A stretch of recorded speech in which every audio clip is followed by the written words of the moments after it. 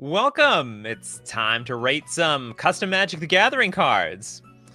Let's see if anyone from R&D are cooked up in the custom Magic cards section. All right, we're looking up at Adrenaline. This is a 5-mana enchantment. Creatures you control get -X/-X, where X is your life total. Creatures you control get +13/+13. What?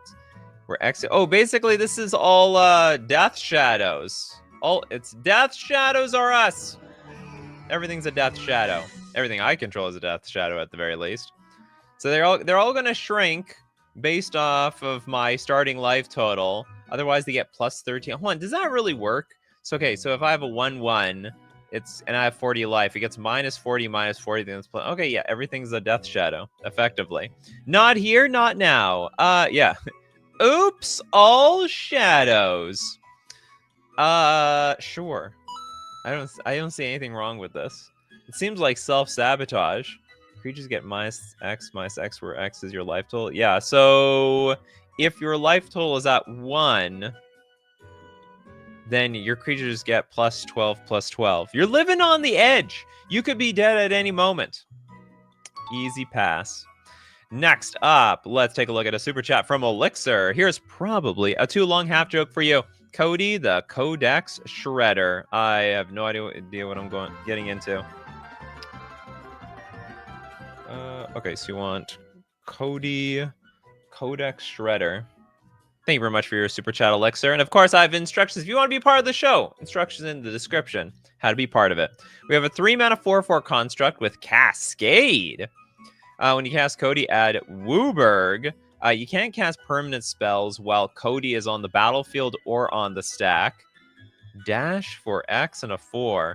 You may cast this spell for its dash cost. If you do, it gains haste and it's returned from the battlefield to its owner's hand. Okay, I don't, yeah, you're right, I don't get it. And we're getting like, this is some insane busted card. You must be like combining a bunch of meme cards together at the same time. Steve Cooper gets it. Cody got them gains. Got all the gains. What is it? We got like a book. We have Karn. We have what else going on here in the background? Why do you need X on this? I don't know. Apparently it's a joke. Well, I do believe it's broken. You know, I really should be judging these things. Are these cards stronger or weaker than the latest Ugin coming out of Tarkir Dragonstorm? And probably this is more broken than that. Therefore, if it's broken, get disqualified. Back to the freebie section here. Okay, we got next up the undo. What is this new posts thing? I didn't need to see that. Get out of here! It's taking up valuable real estate on my stream. Undo the future. A 2-mana instant. Exile target demon, devil, horror, or shapeshifter. Then you get to time travel. Time travel means we get to remove a counter, right, from our suspended cards, or maybe add or remove a time counter from any of our permanents or suspended cards. This card's awful. There's not a lot of demons in this game. It's like, this is highly specific. I would understand if it was like exile target creature that isn't a demon, devil, horror, or shapeshifter, then time travel. In this case, it is not hitting a whole lot of cards. This is very narrow. This is incredibly narrow, very specific removal spell. Is that on the? Do we have that on the Bingos card? That is incredibly specific. So we got it over here. The most specific thing I've seen all day. The demons, the devils, the horrors, the shapeshifters. Now, that being said, it's a totally fine card. Not broken whatsoever. Next super chat we're going to get from Toad's Knowledge is Power. Knowledge.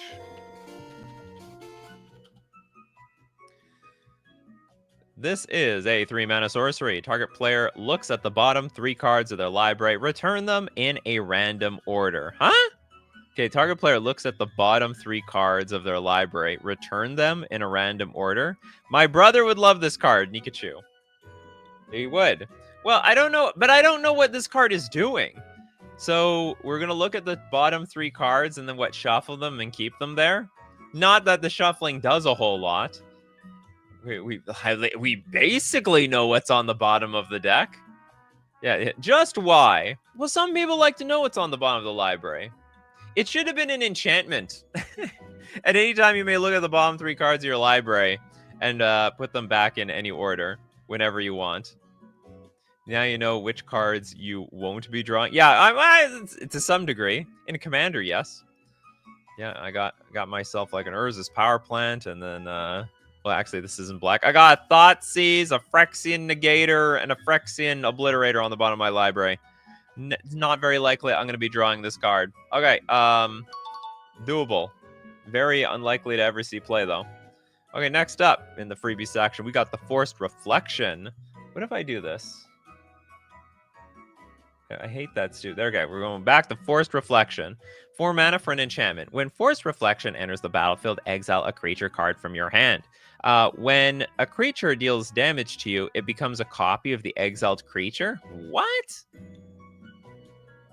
Forced Reflection. So I guess the idea is we exile, like, Memnite, Ornithopter, and then when someone deals damage to us, I mean, they transform into my Ornithopter.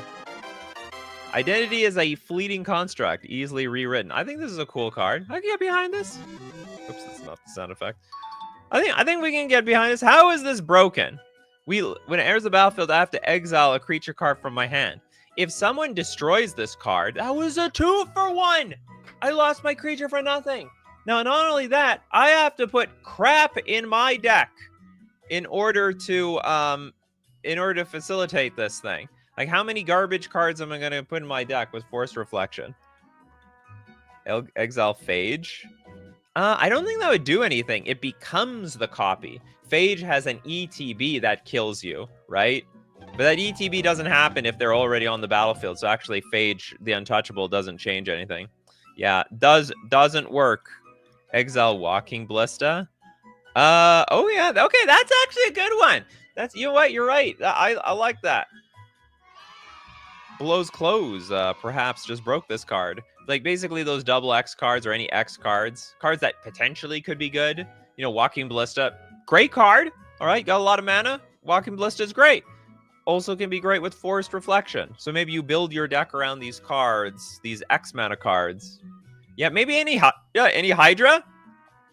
Okay, this card's getting better. Still, like, let's not forget the downside. If it gets destroyed, bounced, that's about it. You get 2-for-1. I mean, and goodbye creature. You could use that creature. Okay, very unique, interesting, creative card. Next up, Winter Fox. Oh, you want for the fit. Why do you divide it up? Do you have like some sort of scheme? You always divide your super chats like that. Something's up with you, Winter Fox. I don't know what it is, but I'm not going to question it. The damn draws. Resign to Memory. Is this some sort of play on Consign to Memory? Okay, we got Resign to Memory. 1 blue, instant, replicate. When you cast this spell, copy it for each time you paid its replicate cost. You may choose new targets for the copies. Counter target activated ability or multicolored spell. Oh, you're trying to pull a funny on me. I think this is in reference to me consigning to memory an activated ability in a tournament that I had a few months ago. Okay, there we go. It's in the flavor text. Zacek wept. For the Tome of Wisdom rested in his hands, yet he could not read. For the record, I didn't even read the card. You know, at a competitive level, I just assumed that I know the card. You're supposed to know the cards already, for the most part. You're supposed to know the cards, especially if you play with the damn thing. Yeah, that's a totally legal card. That could happen. Do we have any? Does this hit anything on the bingo card? Anything at all? Nothing yet. All right, back to the freebie section. Introduction to Exorcism. Yes, I would love a beginner's guide to Exorcism. That's what I've been missing my whole life. It's a 2-mana sorcery lesson. Exile all graveyards. That's it? Exile all graveyards? Sure. I don't know. I guess maybe we could all use a card like this, but we basically have better cards than this. Relic of Progenitus is just strictly better, isn't it? I mean, unless you're in a null metagame. Yeah, I mean, it's too colorless.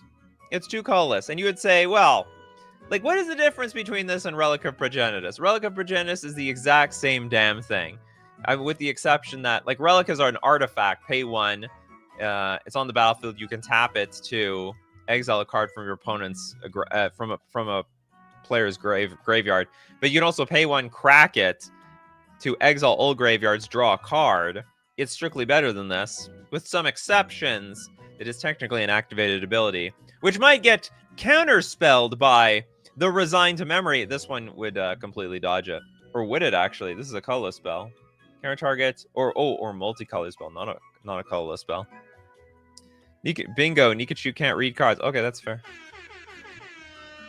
That should be the free space. Also, Majra may not have another series again, so we might as well cross that off. Okay, I cannot read cards for the life of me.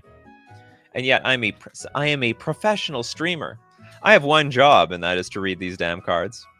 The whole idea is that it's a lesson, so you can use Learn to fetch it from outside the game at any time. I guess. Most of the Learn cards sort of suck, though. All right, Introduction to Exorcism. It passes. Next up. You're under-contributing here, TL96. I'll let it slide. It's supposed to be... I've got rules and instructions. It's supposed to be $5. Blink and you'll miss it on the Discord. Blink and you'll miss it. By the way, I'm probably going to change the rules over how much people can like donate per show again. Okay, we got blink and you'll miss it. This is double blue X instant. Exile target creature, then return it to the battlefield under its owner's control. You may repeat this process X times. For each time you do, you lose life equal to that creature's mana cost. So we're exiling the creature. So we're blinking the creature. So you want to bring... Oh, I see. So as many times as you blink, you lose life. So if we want to blink it like 12 times, we might end up committing seppuku over here. Interesting. That is... paid $4.99. Well, it's okay. We rounded up here. Let's see. Guess who's back? Alyssa, teleportation adept. What is going on in this picture? It's like everyone's fighting on the so the battlefield is the sea. Everyone is walking on water. Yet the thing that is not in water is like the mermaid that is somehow flying in the air. This is very unusual looking. Should the first card that makes all creatures Death Shadow count as a more than 10/10? Nope, because it's not a creature. Surprisingly balanced. Simic might have enough life gain to offset this. Well, there's also, there's a problem here. What if the card gains more life than you lose? Anyone think about? Is there any cards like that? Obstinate Baloth is a wash. I think it's 4 mana for 4 life gain. What else? So there's probably some combo out there with life gain. Probably. Although it is... you still have to pay the X. You can repeat the process X times. So that makes it actually fair. And then it's the DCI's problem, not mine. That's a defunct... that's a defunct institution, TL96. Although I still know my DCI number. Man, that's one number I'm never forgetting for the rest of my life. Still need more mana for X, but lots of life gain possible. Yeah, so you can't... Sorry, yeah, so you can't go infinite with this unless you have infinite mana, which at that point, okay, good luck. Congratulations, you actually deserve it. Oh, very unique card. Very cool stuff. Back to the freebie section. Brag! Something I love to do in my spare time. For 0 mana. It is free after all. Split second. Behold a card or permanent. We're gonna look at it. What is it? Oh, sorry. Behold is what is it? Reveal. Yeah, no, it is a look at it card. We reveal it from our hand or we show it a card on the battlefield. To behold a card or permanent, choose a permanent you control or reveal the card from your hand. Do we have look at it on here? I think this is just a AI generated mechanic for the most. Behold, AK stare at it. Dimitri's like, what's the DCI again? It's the ancient relic of our tournament, the foundation of tournaments for Pokemon and Magic the Gathering. Yeah, this is a great way to brag. Behold my baller card. Behold my Soul Ring Mana Crypt. Behold my Soul Ring proxy. It's beautiful. It's absolutely beautiful. Okay, passes. Next up, let's take a look at Abe, the most annoying card.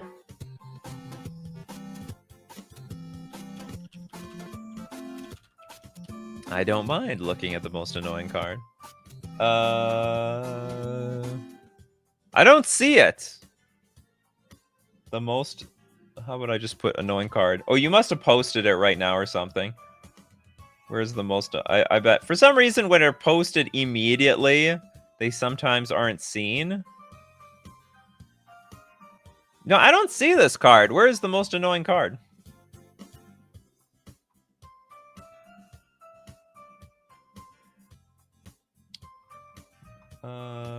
How about I look up the most?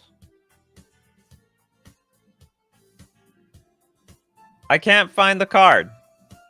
Okay, I'm gonna move on. If the card gets posted, great. If not, oops. Oopsies for somebody. What was it? It was Abe's the most annoying card. Where is your card, Abe?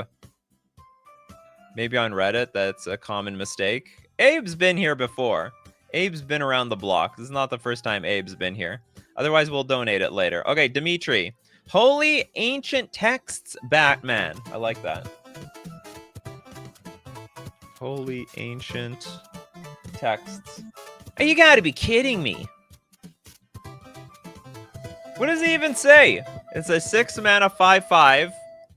Summon Shark. This creature spell can be cast as if it were using the speed of a mana source, or interrupt if you control a swamp, island, plains, or forest. The creature is also treated as a black permanent and a black spell. Why?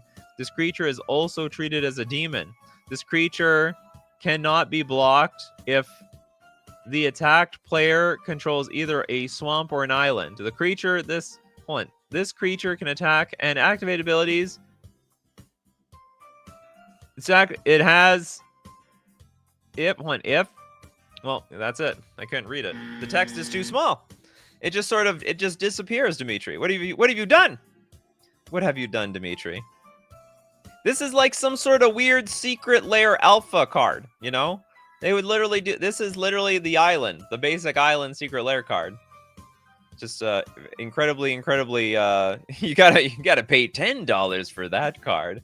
Get the magnify. I don't think it would do it. The resolution isn't strong enough. I click no on these terms and conditions. Where's the agree?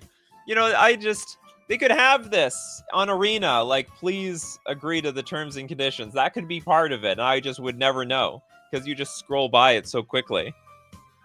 Yeah. This is from the Alpha Beta Unlimited era for custom work in fanfic. I understand. I don't know what this card does, though. Why is it a black spell on the stack? It's a blue card. They didn't even have that sort of mechanic back then. If my opponent played this and I read it, I'd feel locked into a contract. I would hate it. It would be... Well, you know what's funny? This is just Yu-Gi-Oh! Like, as of today. I can't imagine playing Yu-Gi-Oh! And you don't know what the cards do. And you have to read every damn thing. You'd just be screwed. Yu-Gi-Oh! Players are just built different. Okay, back to... Okay, hold on. Maybe I'll look it up on Reddit. What was it? The most annoying card? Oops. Open. Ugh, I don't want... I want a new tab of this. Oh, duplicate tab. There we go. Okay, let's look up the most annoying card from Abe. No, I don't see this card. You must have submitted it somewhere else or something. Abe, don't let your super chat be eaten for nothing. Okay, we got the Holy Dawn. 2-mana enchantment. Tokens can't be sacrificed. Is that even a big deal? Everything has significance. Like, you have so many tokens. Usually it's something like, target player sacrifices a creature. Well, I got 20 tokens, so who gives a crap? Sure, I'll sacrifice a creature. What are you going to do about the other 19? Bingo Yu-Gi-Oh card. Oh, you're right. We do have Dimitri's card is definitely a Yu-Gi-Oh card. We even talked about Yu-Gi-Oh and everything. Oh, that blocks treasures. Oh, for anyone that wants to try to get people to sacrifice the treasures. I didn't think about that. You know, in my world, there's not a lot of treasure tokens. We don't have Smothering Tithe and crap like that in Modern. I mean, it can be used to counter black, white, and protect your own tokens. Usually, you want to sack tokens, so no clues, maps, treasures. Okay, yeah. Not the... Someone think of the food tokens. Okay, this is a great card. Zybers by me. Next is Almond. The Farce of Will. In Discord, just in case we didn't know. Farce of Will. This is a very creepy artwork. Okay, we have a 5-mana instant. You may gain 1 life and draw a card instead of paying the spell's mana cost. If the alternate casting cost was paid, return all non-land perms you control to hand and counter the next 20 spells you cast. What is like? This is like anti me playing the game. Was it worth it, or was it a Teferi during the Annul multiplanar 3-legged race?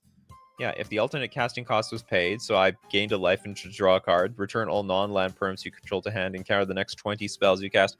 You know where this might be good? If all my cards are uncounterable. Is that Donald Trump in the art? I think it's a Donald Trump blow-up doll. It is a painting of a Donald Trump blow-up doll at some sort of fair. That is what I am interpreting over here.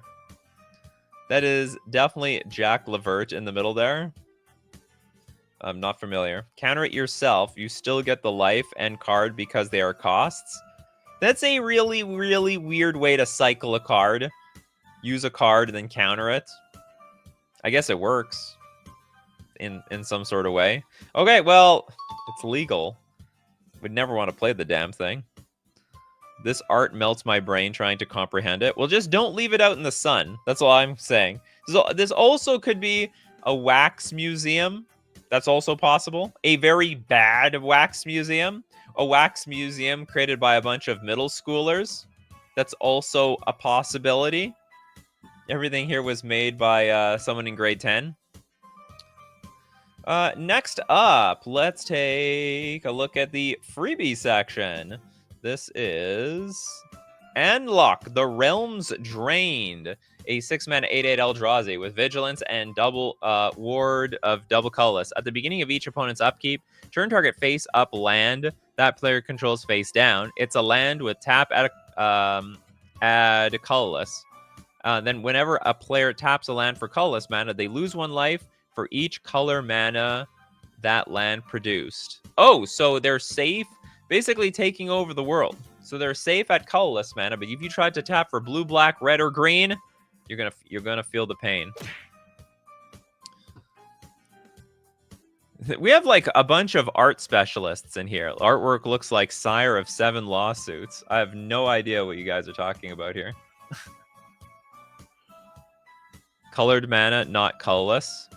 Yeah. So you take, whenever a player taps land for colored mana, they lose 1 life for each colored mana that land produced. So colorless, 2 thumbs up. Color mana, 2 thumbs down. No color around here.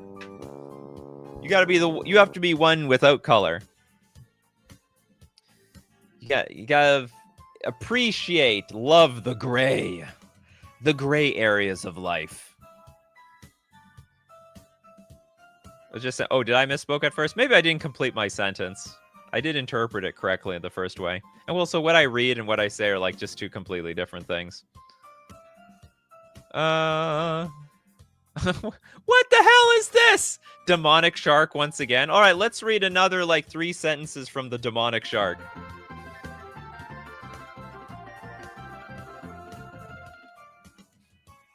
Demonic shark. You know, pay. Did I shoot? What was it? What was it called? I don't know what it's called. Was it submitted just recently? Oh, let me just look up shark. Oh, here it is. Okay, I found it. The demonic shark. I don't even know where I left off. I might have to read it from the screen. So it's like, if you are the... Okay, creatures can block creatures that can fly. If you are the only player that owns and controls both swamps and islands, then this creature cannot be blocked except by creatures that share a color with it or artifact creatures. When this creature deals damage either by combat or abilities, then you gain that much life. Only while you control planes. And then this creature can deal all excess damage to a player if it uses an ability or attacking you while you control a forest. This card just does everything. Does everything. It does everything and it does absolutely nothing. What a card. Yeah, this is going to be a thing, all right. Dimitri also paid another $10, so 4 more lines of that. Well, okay, I'm going to catch it a little bit later. We have to go back to the freebie section. We got a system here that we got to maintain. Sneak peek, a red instant. Target mountain becomes a 4/4 red elemental creature with reach until end of turn. Target mountain. That seems fine. That's interesting. You could blow up the mountain. Yeah, you turn sneak peek, fatal push it. That's a pretty big disadvantage. So it's potentially 1 mana for 4 damage. But it's not even easy to use because it's not like you can do this on turn 1. Turn 1, you play mountain, and then you have to tap the mountain to play sneak peek. So then that means you don't actually attack for 4, which means this card is much better off on turns like 3, 4, and 5, which at that point your opponent has developed something in the game. They've got creatures on the battlefield. I think this is very, very well balanced. I mean, superbly well balanced. Great stuff. Next up, we're going to get a super chat from Da Damn Draws. You are not you. You don't say.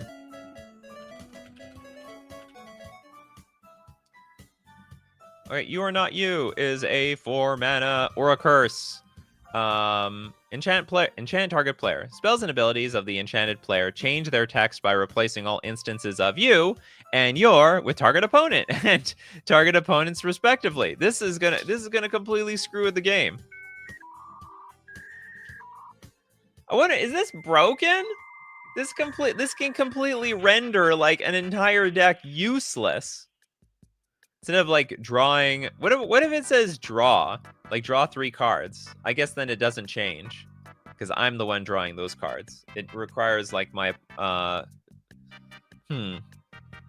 Does it actually say you anywhere?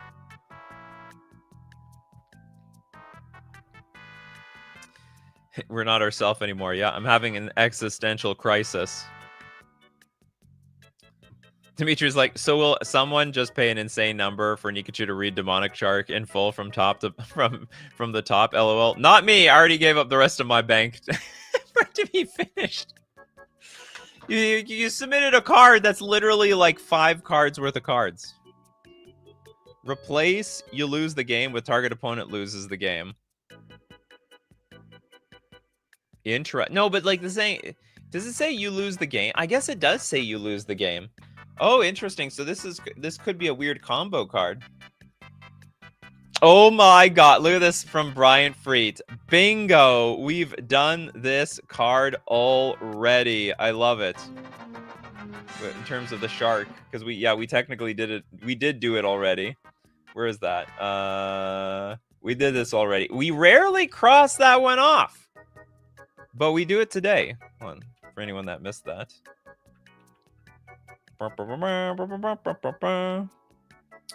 We rarely hit that thing. Whoops, let's get back to you are not you. Okay, so this has some combo potential. It could be broken. You could target yourself, but like typically targeting someone else might screw them big time. Curse yourself, cast Phage from the command zone. You lose. Ooh, I like what you're thinking, Arian. The only thing you casual players think about, how do we break Phage? How do we break Phage? How do we break Phage? It's all the Phage all the time. Okay, cool card. And before we look at any more cards, we gotta thank our sponsor today, FusionGamingOnline.com, my favorite sponsor. This is where I buy my Magic the Gathering cards. This is also where you should also be buying your Magic the Gathering cards. You like to invent cards, but you also like to buy them. What do we got here? The Fusion Gaming Open is happening April 12th to 13th. I'll be there. They'll have Commander, Modern, and Standard. I'll be playing Modern and probably Standard. Deal of the week this week, save 20% off all sleeves. Look, if you play in tournaments or if you want to keep your cards nice and minty fresh, you need to sleeve them, all right? Bag them up with sleeves at the deal of the week. And also, don't forget Dragons of Tarkir. Sorry, Tarkir Dragonstorm is coming out. And as the spoilers are coming out, pre-order them at FusionGamingOnline.com. But don't forget to use coupon code Nikachu while you do that to get 5% off all your purchases. We're also going to thank Mana Traders, the premier place to rent Magic cards online for the digital client Magic Online. You can support the channel by renting from Mana Traders using my Mana Traders link in the description below, or save 40% cash back on your 3rd month subscription using coupon code Nikachu_BKS. And now back to crazy, wacky Magic the Gathering cards.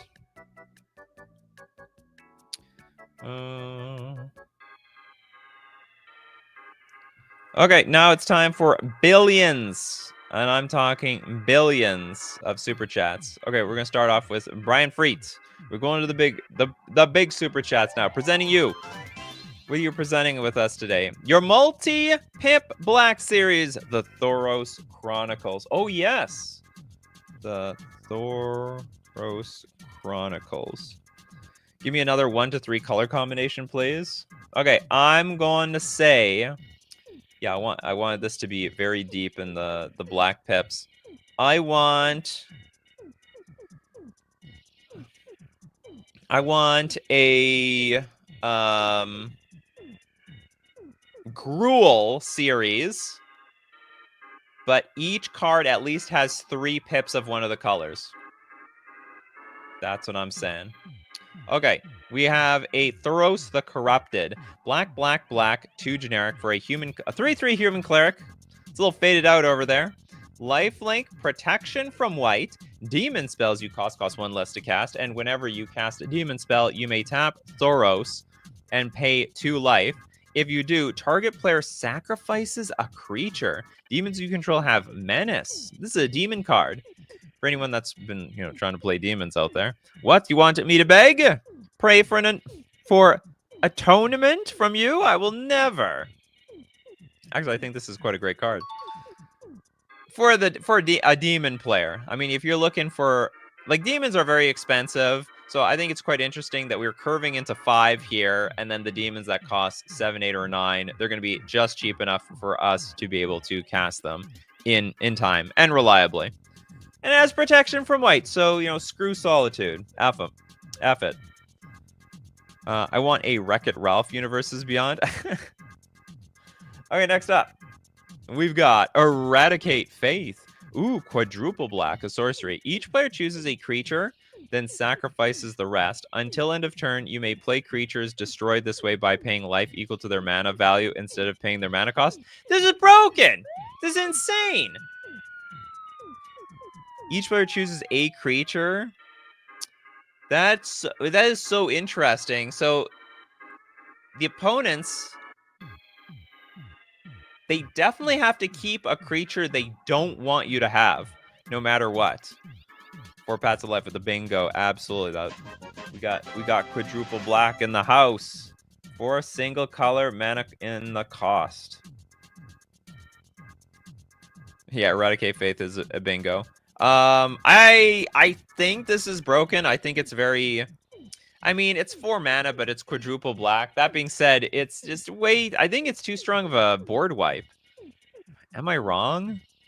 May destroy this way, may pay life. Maybe I'm overrating like how broken paying life is in Commander. You do have 40 life, but also you drain it really quickly. Look at me, I'm the Velvagoth now. 4 black is really hard to cast. Well, Not in a mono black deck, Brian Freed. I'll admit, you can't use Soul Ring for this thing. May I interest you in a dark ritual? Perhaps there's a few ritual cards out there in black. Used to be its thing. They gave it to red for some reason.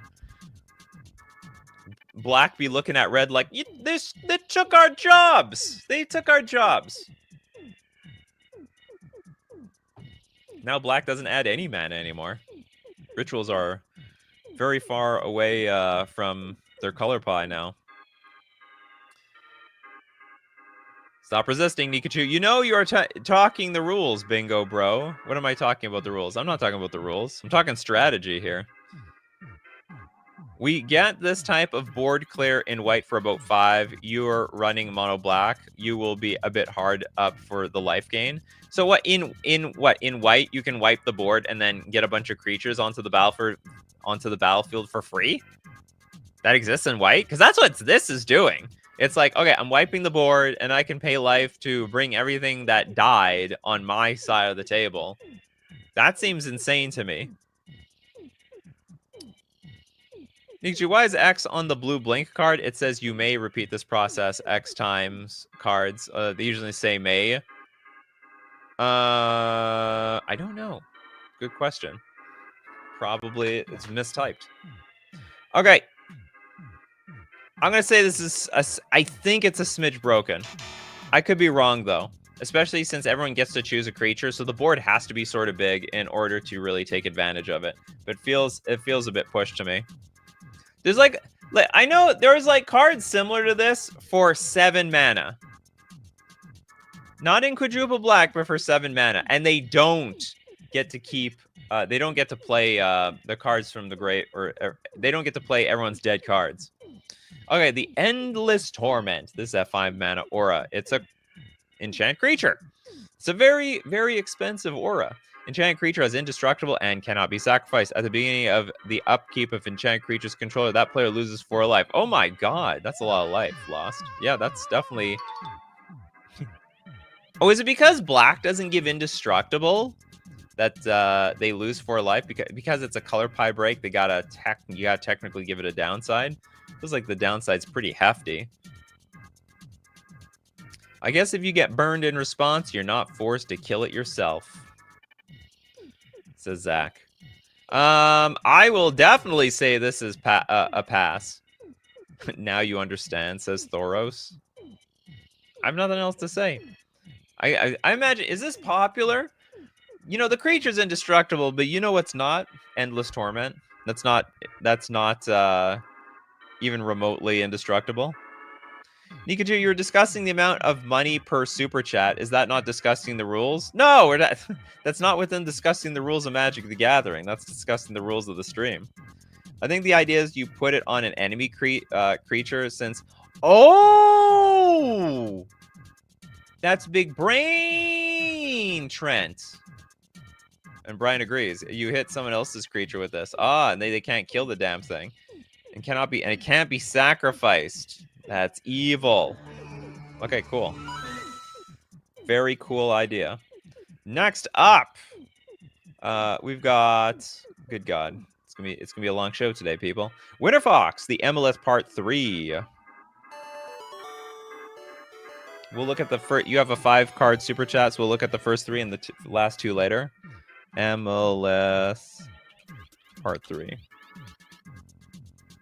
You're back to your snow type, aren't you? Back to the snow. We got Okay, we're gonna judge. I'm gonna judge these based if they are stronger or weaker than Ugin. If it's stronger than Ugin, disqualify. If it's weaker than Ugin, it passes. This is 3 colorless double snow for a 1/1 human cleric. Ward 2. When Entolia, War Priestess, enters the battlefield, create 3 1/2 snow colorless human soldier creature tokens named Entoliani Soldier with Defender, and has Entoliani Soldier has indestructible if you control Entolia War Priestess. What the hell? Oh, the soldiers are indestructible if you have the priestess. You have to kill the priestess to kill the soldiers. But the priestess has ward too. Okay, I do not think this is as broken as Ugin. Definitely not as broken as Ugin. Oops, it's Entolyani. Somehow deleted the last letters too. Well, I found it. Figured it out. I figured it out. Why no groundhog in any of the snow sets? Do I have to make one? Yes, you do. Okay, next up. We've got is Defelt Tundra Sage, a colorless snow 1 generic 1/2 human druid. When it is Defelt, Tundra Sage enters the battlefield. Other Amalith creatures you control get +1/+1. Tap, add 2 mana of any color, including colorless. I think you have to have it separate. Then shuffle is Defelt Tundra Sage back into your library. I think you have to put something like add 2 mana of any color or colorless. Huh. 2 mana of any color. Well, because technically, colorless is not a color. We got a bingo, do we? 5 words in the card type, baby. 5 words in name. Nope.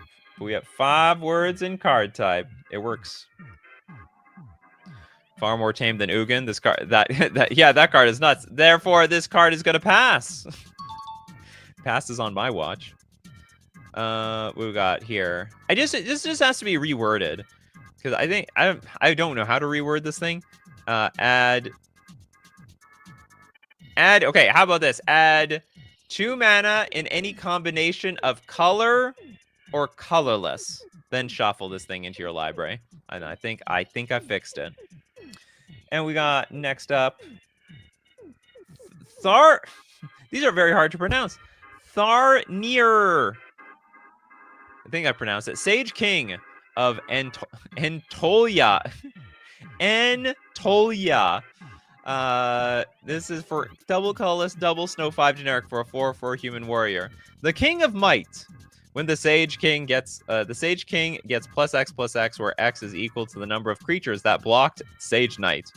And then for a colorless snow tap, exile target land from your graveyard. If you do, add double colorless. Then you may exile target Planeswalker, Phyrexian, or Eldrazi. Ha! Ugin can do that for just by casting it. And then we have other Amalith creatures you control have +1/+1 and Vigilance. Sage King has +1/+1 for each other Amalith creature you control. Although, okay, hold on. Going back to this ability, I forgot. You can exile the Eldrazi with this card, but that's actually something Ugin can't do. When I improved the last card. You're right, Zach. I did improve the last card. Nikachu improving a card. I try, you know. I try. I'm trying to help out the coffee crew here. This could be a bit broken if you have a way to tutor her out. Oh, you're talking about the last card? This card is definitely not broken. Very, very mana intensive. Very, very fair. And definitely weaker than Ugin. This card is 9 mana 4/4 with super narrow abilities. Ugin is laughing right now. Ha ha ha ha ha. Ha ha ha ha ha. Okay, next up. We will look at your last 2 cards later, Winter Fox. I will be back. Okay, the 4 passive life. Into Cryosis Part 2.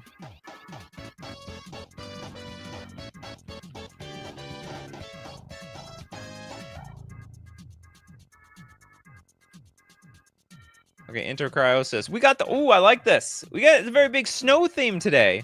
We got this cute Foxy. It is a white and a snow for a 2/1 Boreal Arctic Fox. It's a snow creature. It's got Cryptopathy. This card deals damage to creatures in the form of ice counters. Now, if it is day, Boreal Arctic Fox has haste. Why do we have to? I forgot you had that day-night sound effect. Or sorry, the day-night mechanic. Boreal Arctic Fox can't be blocked by creatures with power 2 or greater that have an ice counter.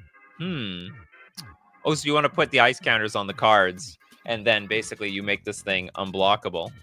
If it's day, the fox has haste. So what? It's slower at night or something. We have an actual Winter Fox here. Wondering what is going on here. Yeah, it's the Winter Fox of all Winter Foxes.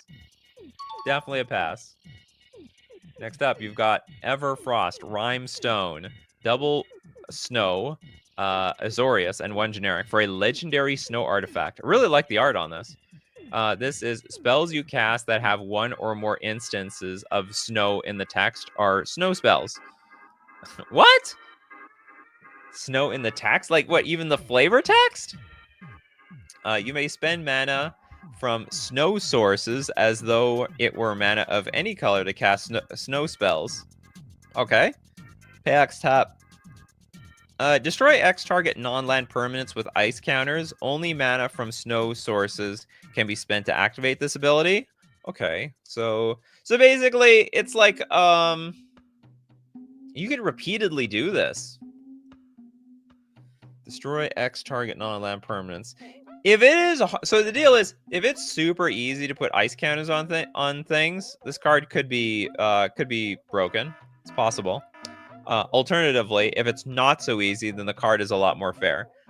Like, I can't remember what your cards were last time, but this one, like, even if we look back at your Fox, it requires this card deals damage to creatures in the form of ice counters. So probably the Boreal Fox died if it got blocked or is blocking. You know what I mean? Which means destroying it afterwards is actually quite fair.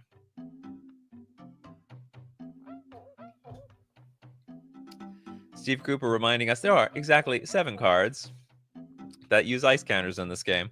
Well, now there's more. And soon to be much more. The Castle or Aurora. What is this, the Aurora Borealis? No, it's the Aurora Himalis. Okay, this is a snow land. Tap for a colorless. For a snow, tap, add double blue, white, or blue, or double white. Is that legal? If it's day, snow creatures have vigilance. If it's night, snow creatures have hexproof. So if we have snow mana on the battlefield, I can add any color of mana with this thing. But I don't add snow anymore, which is interesting. Which sort of sucks for a snow deck. Yeah, mana fixing for snow. I mean, it's not like a big cost or anything. No, I guess this is fair. It's like literally no different than all the other filter lands. None at all. I can't remember how all those other lands work. You can tap them for mana on turn 1. Winter Fox is like, what the add mana ability? Both of them look like my earlier land effects. Well, imitation is the... I can't remember what the saying goes. Imitation is the most sincerest form of flattery. Aurora says, when you're just listening and your name gets called. Have I been summoned? Says Aurora. Welcome, Aurora.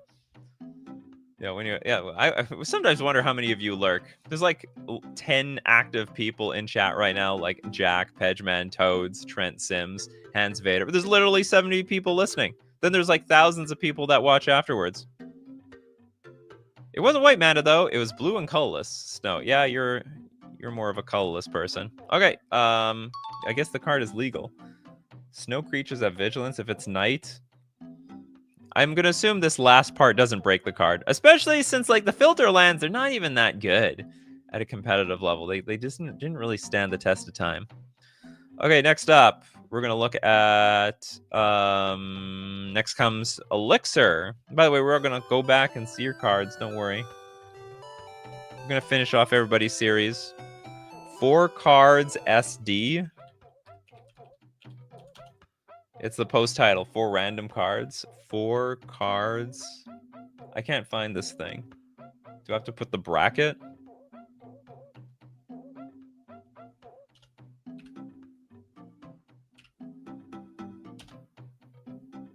How do I find this thing? 4 cards. 4. Oh, I found it. Okay, I don't know how I screwed that up. Okay, we're there. You have 4 cards, so I'm going to look at 2 and see the next 2 later. Okay, we have Dark Steel Front. This is a land. As long as this card is in your graveyard, non-creature lands you control have indestructible. Non-creature lands. That is weird. As long as this card is in your graveyard, non-creature lands. Isn't this like abusable? So you play this card and you just play a bunch of Armageddon effects. Like you can even sacrifice this, or you can destroy it yourself somehow. I'm sure there's some, like, there's tons of cards that are like sacrifice a land, search your deck for 2 lands, put them onto the battlefield. It's to avoid green shenanigans. The Armageddon deck is saddened. Well, no, you are the Armageddon deck. In my opinion, you're gonna blow everything up. You know, maybe to make it fair, your non-creature lands you control have indestructible from spells and abilities your opponents control. Because I think it's fair if you play the card to defend yourself against your opponents. I don't think it's so fair if you're playing this card yourself to blow everything up. Anti-MLD, but also mass land destruction. Sorry, the opponent who is playing Armageddon is saddened. Well, everyone's going to be saddened. Will pour some sugar on me. Okay. I think it needs to be changed to sources for your opponent's control. Maybe it's fine that you have indestructible versus your own destruction stuff, but feels a bit strong in the hands of the person who has mass land destruction. The Clumsy Thief, the 3-mana 0/3 frog rogue. Haste.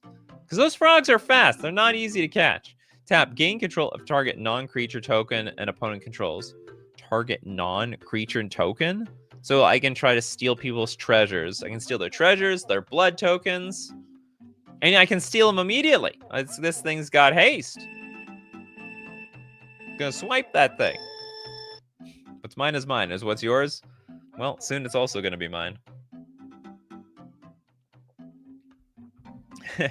Pedgeman's blood tokens. Yeah, and you keep them. I'm not giving them back. I'm like that collector. Oof. You find my home and oof. It's a bunch of crap in there. Okay, cool card. Next. Who's next? Good God. Okay, next is Trent Sims. A bit more Zelda today. I like the sound of that. Koum and Kotake. Oh, you got a double-sided card. I guess this is like Zelda from an era I'm not really familiar with. So Koum and Kotake, this is a 4-mana 4/4 human warlock, flying ward 2, instant and sorcery spells you cast cost 1 less to cast. And then for 4 mana, tap, exile 2 instants and 2 sorcery cards from your graveyard. That's a lot to transform this thing. It transforms into the Twin Rova, an 8/8 human warlock with flying, vigilance, menace, and ward 4. This creature can block an additional creature each combat. Honestly, pretty fair on the grand scheme of things. Not easy to kill. Don't get me wrong. Ward 4 might as well be indestructible. Might as well. Does it have indestructible? No, it doesn't, but it might as well. No one's going to kill it for ward 4. It's 4 mana for a 4/4 flying ward 2. I think the strongest part of this card is it's like just a 4 mana 4/4 that's ward 2 is also quite expensive. And people might just like it for the instant and sorcery spell thing. You might even want to keep this face up because of the instant and sorcery part of it. The other side may not be relevant enough to you. They were both in Ocarina of Time and Majora's Mask. I don't recognize either of them. Where the hell was she? Where was Twin Rova? Where was the Green Giant's babe? The babe of Green Giant. I can see Nikachu pumping bricks from the perimeter. Are you turning into Jess or something? Is it a waifu card? This is not a waifu card. Or it's close. You consider it as a waifu card? I guess it's anime style. All right. Where's the waifu card? They were in the spirit temple towards the end. I gotta Google this. Twinrova. Twinrova Ocarina of Time. I played this game, damn it. Maybe I remember. I don't remember this person. Oh, I see. I think I remember this. Comb and Kotake are twins that can merge to form Twinrova. I just don't remember the Twinrova part. Okay, cool.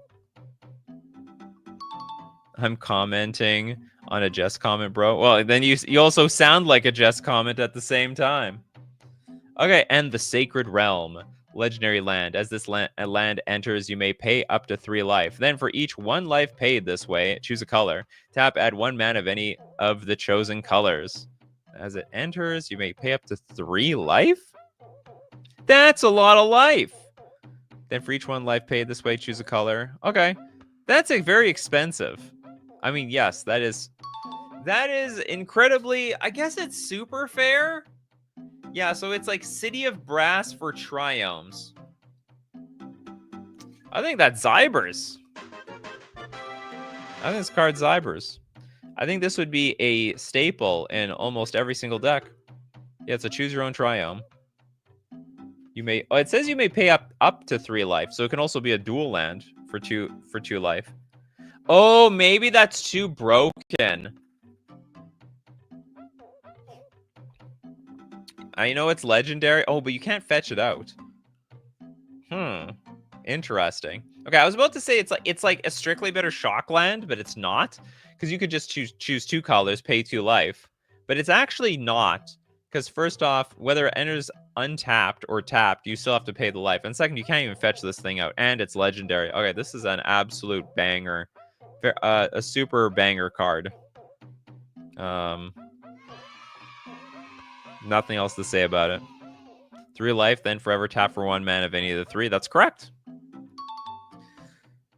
Next up, we're gonna go to TL96. Hello, Zyber Nation. It's your boy again. I sent a little money last time.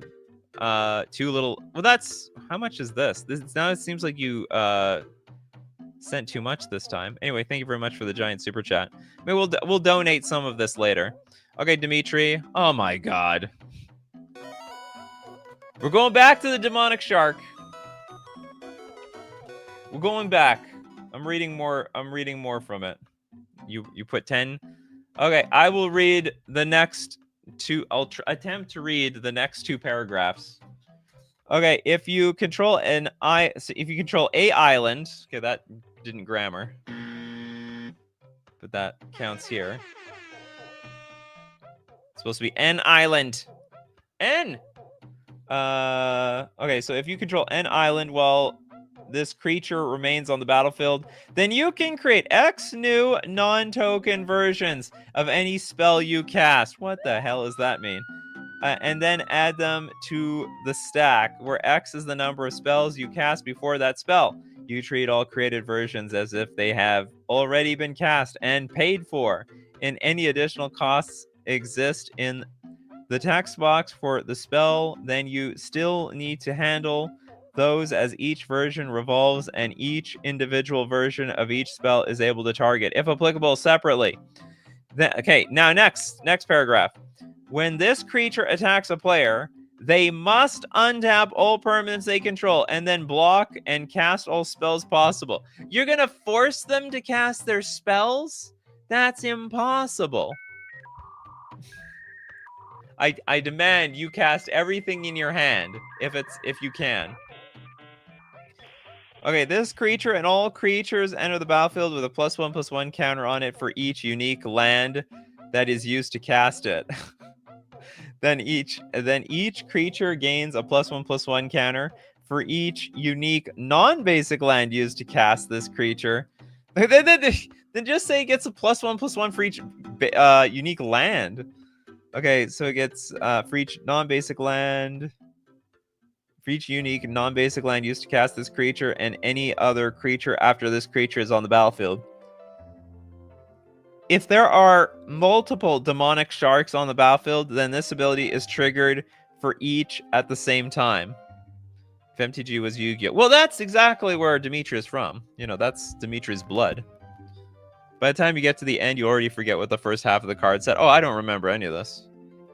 Except that it forces you to, like, forces you to make your opponent play their spells. And when they get to untap everything. That was the clearest I got out of this card. Thank you very much, Dimitri. I gave you 3 paragraphs for that $10. Next up, Nova, the Space Wolf. This will be the last set I do for a while. Oh, we're gonna miss you, Nova. Okay, good thing the set is 12 double-sided cards. Oh, God! So everyone gets 2 cards per week for 12 weeks. It's Darken time. The Darken Part 1. Darken Part 1. Darken.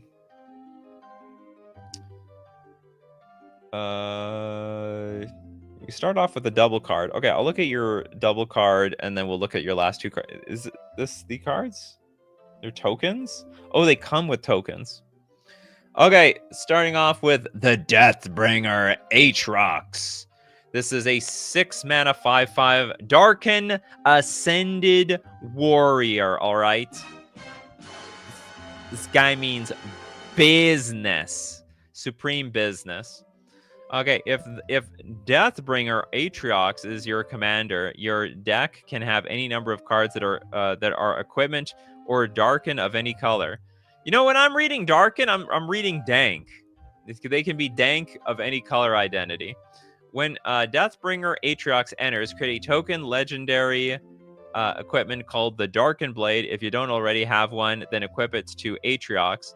When Deathbringer Aatrox enters or deals combat damage, gain 2 life, then create a token legendary. You're supposed to write it. Create a legendary artifact token called World Ender if you don't have one. When you active World Ender's ability, transform Deathbringer Aatrox. Is there a new creature type? All right, let's take a look at that creature type. It's the Darkens. That is a new creature type. It is a bingo. Is that a League of Legends character? A lot of you love your League. You love making Magic the Gathering cards out of other games and card games. What happened to the Shadowverse cards? We used to get tons of Shadowverse cards. Okay, and then it transforms, apparently. If you active... Which one gets activated? None of these are activated abilities. When it deals...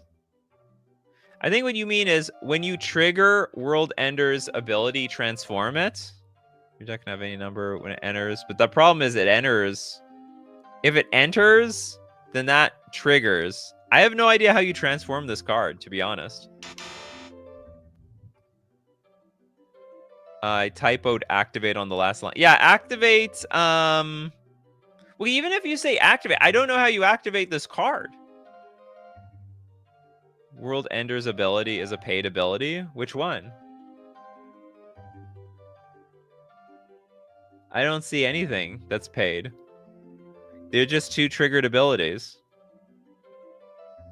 Am I missing something here? No, I'm missing nothing. World Ender is the token.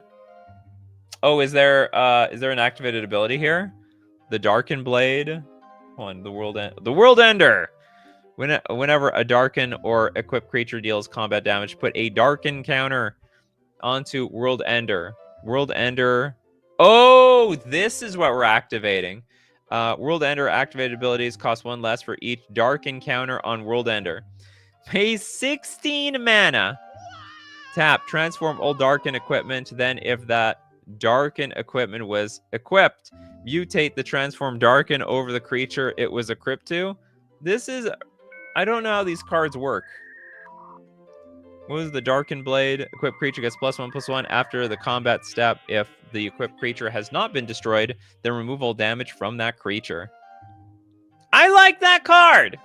That I understand. I read and boom, the information goes in my head. And I don't have to think too hard about it. Look at that. If the equipped creature has not been destroyed, then remove all damage from that creature. That's great. I don't know why. How does that work in the rules, though? After the combat... Oh, it's after the combat damage step. I would say... You can say at the end of the... at the end of the damage step, if the creature has not been destroyed, remove all damage from that creature. That would definitely work. Cool. I don't know why that would be necessary, though. Damn it! World Ender is supposed to sack itself upon activation. Well, you've got to fix that then. That's not my problem. Okay. Now we do have to transform this guy into Aatrox the God Killer. This is a 9/9 Trampler. And when it transforms or deals combat damage, gain 2 life, and darken spells cost Wooburg less, or 5 generic costs less. We got to remember this. We got to remember this card, Coffee Crew. We got to remember this card specifically. In the future, with these new darkened cards, it's possible that Wooburg is free. Wooburg has no life around here. Did we discuss the rules? Oh, we did discuss the rules. We talked about the damage step. No, that was technically discussing the rules. Oops. Okay. This card, a little confusing. I'm not in love with this one. This one, I have no idea what this card does. This card, I love it. I love this card. It's one of the more real cards today, frankly. Even though we didn't talk about the end of the damage step. Yeah, now we officially discussed the rules. Okay, next up, we're going to take a look at Magostera. Haven't long time no see, right? 2 cards tonight, putting them both here. The first is Quest Without Return and Adventure Impulse Draw Hate. Then Purest Offering, a Grave Recursion in white that shouldn't go infinite. Okay, so we're gonna look at Quest Without Return.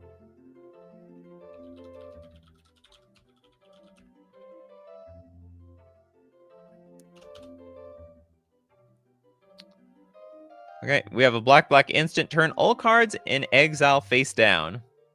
That is the weirdest ability. Why do we want to do that? They're in exile already. In fact, I don't even use them. And yet we're turning them face down.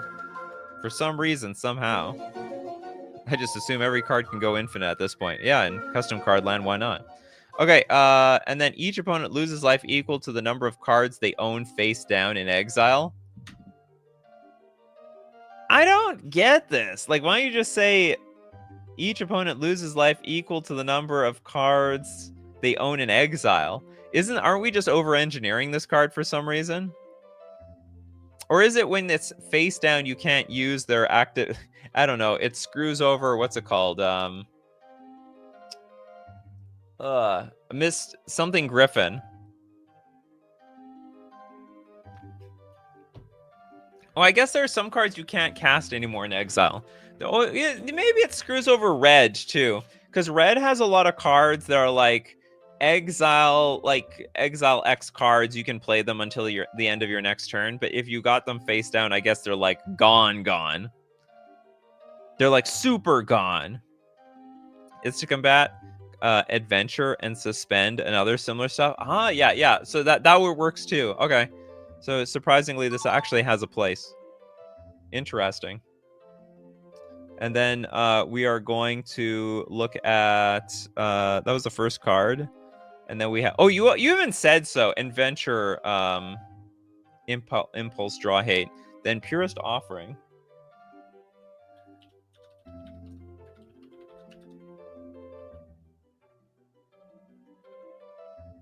Is the wording correct on this one? Well, find out in a minute.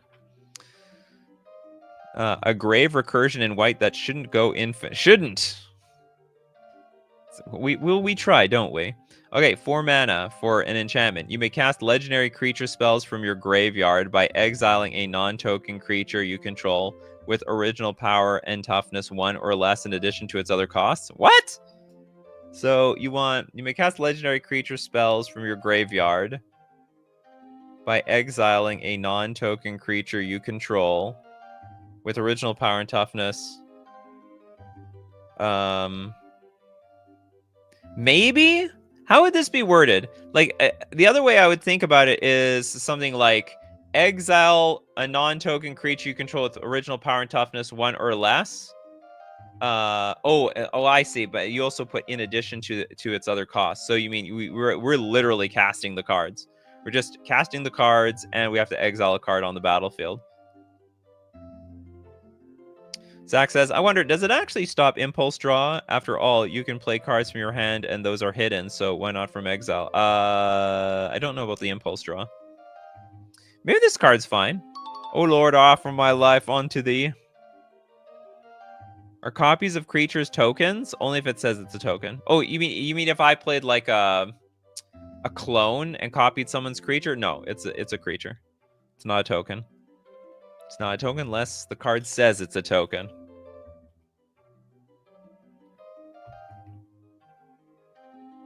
Power and toughness 1 or less. So does it have to be a 0/1? By exiling a non-token creature you control with original power and toughness. Sorry, original power and toughness 1 or less. Well, it can't be original power and toughness 1 or less in addition to its other costs. So I guess it could be a 1/1, a 0/1, and in theory a 1/0, which is not going to happen because it would be dead. So I guess it's a 0/1 or a 1/1, something to that effect. Okay, I think it works. So you're sacking this little dinky thing, and then you can cast something from the graveyard. All right, next up, we're going to look at Steve Ultimate Gamer. Do you have a card with that? This $10 super chat, but no card? Or is it just a donation? Are you just that generous? Anyway, thank you very much, Ultimate Gamer. Otherwise, you got to put the name of the card that you want in the chat. Okay, next up, we're going to go to Steve Cooper. Mana Cycle Multicolor Prototype. 2 cards today. I don't know if I should do them like the Azorius card or the Boros card. And a dono to Pedgeman and a dono to complete the bingo. Well, that's a weird thing because we can't dono to complete the bingo when we don't even have the bingo up. Okay, hold on. Let's get these donos up. Okay, we got a dono for Pedgeman. Do we put that on the stack? Pedgeman, are you here? And we have a dono to complete the bingo. Super chat to complete the bingo. Oh, it does complete the bingo, doesn't it?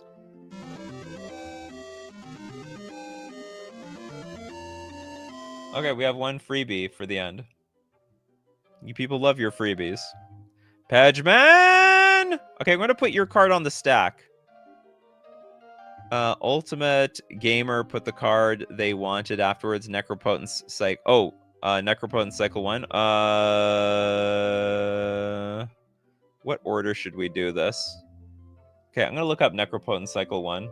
I can easily... Necropotence... Okay, Necropotence Cycle 1.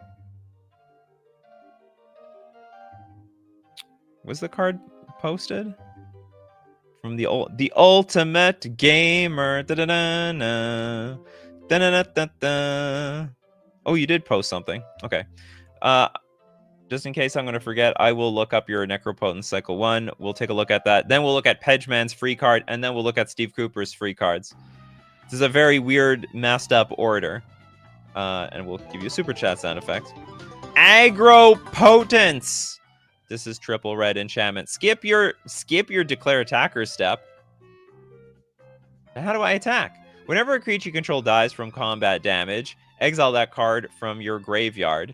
Tap and exert a creature you control. It deals combat damage to any target. If this ability targets a creature, that creature deals combat damage to the exerted creature. Okay, so it's like, it's so fast. We don't even need a combat step. This is just a weird way of creating combat. But the problem is you slow down, right? You exert.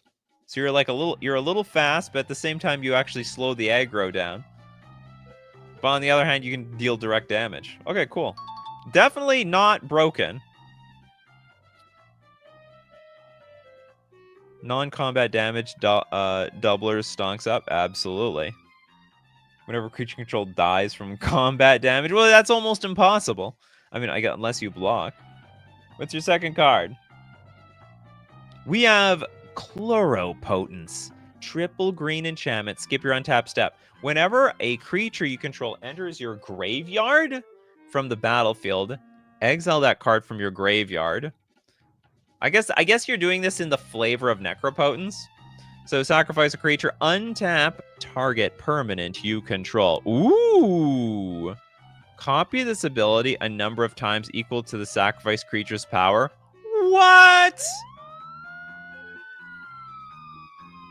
This plus some sort of mana rock could create like a stupendous amount of mana. What else? Also, like, untap target permanent. Like, if there's something like tap to draw a card, you could sack a creature and then you'll draw like X cards. Needs choose new targets, I think. I bet there's something broken about this. Like, I don't know for sure, but there's something fishy happening over here. The Lotus Land is going to go even more crazy. Yeah, exactly. So you can ramp out some big creature, sack the creature, untap that thing a million times. You just need a land that taps to make tokens. Well, there's something called Squirrel Nest out there, Pedgeman. The Squirrel Nest metagame. Well, I will admit, this is a thought-provoking card. This is one of these cards. Maybe it's fair. Probably it's broken, but you got to prove that it's broken. You do have to play a big creature, and you have to sacrifice it to get the triggers. Needs to sack a non-token creature instead. And it's a sack outlet by itself for free.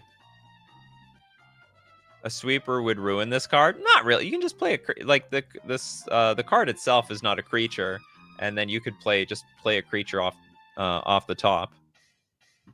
Goes infinite real easily. Well, tell us. Enlighten us, Sorpagal. Toads is like, did I hear squirrels? Did I hear squirrel nest? Squirrel? Did I hear nut? Nut? Can't remember what the squirrel did. Was it a squirrel? No. Can't remember what movie I'm thinking of here. Well, anyway, I'm gonna give it a pass. And I'm going to give it a pass because it's a very interesting, thought-provoking type of card. So it exiles your Persist and Undying. Oh, absolutely. It does that. Yeah, a creature. And it's like a one-sided rest in peace in that way. Toads' Deranged Hermit. Yeah, that makes some sense. Well, when you're in retirement, why not? If you get swept, you're going to have a hard time rebuilding because you skip the untap step. Oh, right. Yeah, okay. You know what? You're right. This could get you completely wrecked. Very high stakes card. Super high stakes. No, I think this is... Okay, well, interesting. I'll give it a pass. Okay, Pedgeman. You get a dono. Compliments of... our beloved Steve Cooper, Emiya, Heroic Spirit. Name reminds me of Areo. Emiya. Why are all your cards two cards? Okay, what's the other one? Garden of Flowing Blood.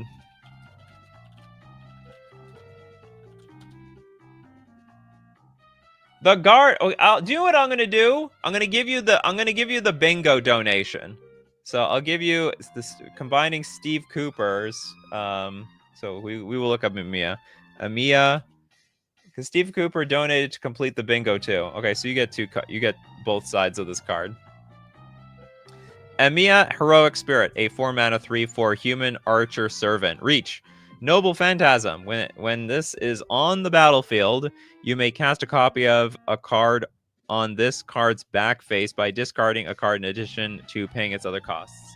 So at the beginning of each combat, you may attach an equipment you control to Emiya. Whenever Emiya deals combat damage, choose an equipment attached to it. Emiya deals damage equal to the chosen equipment's mana value to any target, then sacrifice that equipment. Oh, it's like it's another Captain America. Dun, dun, dun, dun, dun, dun, dun, dun, dun, dun. Look, guys, it's shooting priest from Majra's chest. What? Oh. Majra's very, very well fit. Okay, and then the second. So the other side is you can cast it? How do you cast this? Oh, it's an enchantment by discarding a card. Yeah, it's a fling for equipment. I thought Captain America did that already. Unlimited Blade Works. This is a 3-mana Phantasm enchantment. It's a noble Phantasm enchantment. Cumulative upkeep of 1. The legend rule doesn't apply to equipments you control. How many equipment are legendary? Not many, aren't there? And like, what would that matter to Commander? Whenever you cast an equipment spell, oh, I see. We personally are gonna copy it. Copy it X times, where X is the number of age counters plus 1. I said set, not chest. Well, you know what? I only think about Majra's chest, okay? That's all on my mind. When I think Majra, I think of how handsome all his custom Magic the Gathering cards are. Okay, next we gotta go. Oh no, now we have to get back to Steve Cooper. Mana cards cycle multicolor prototype.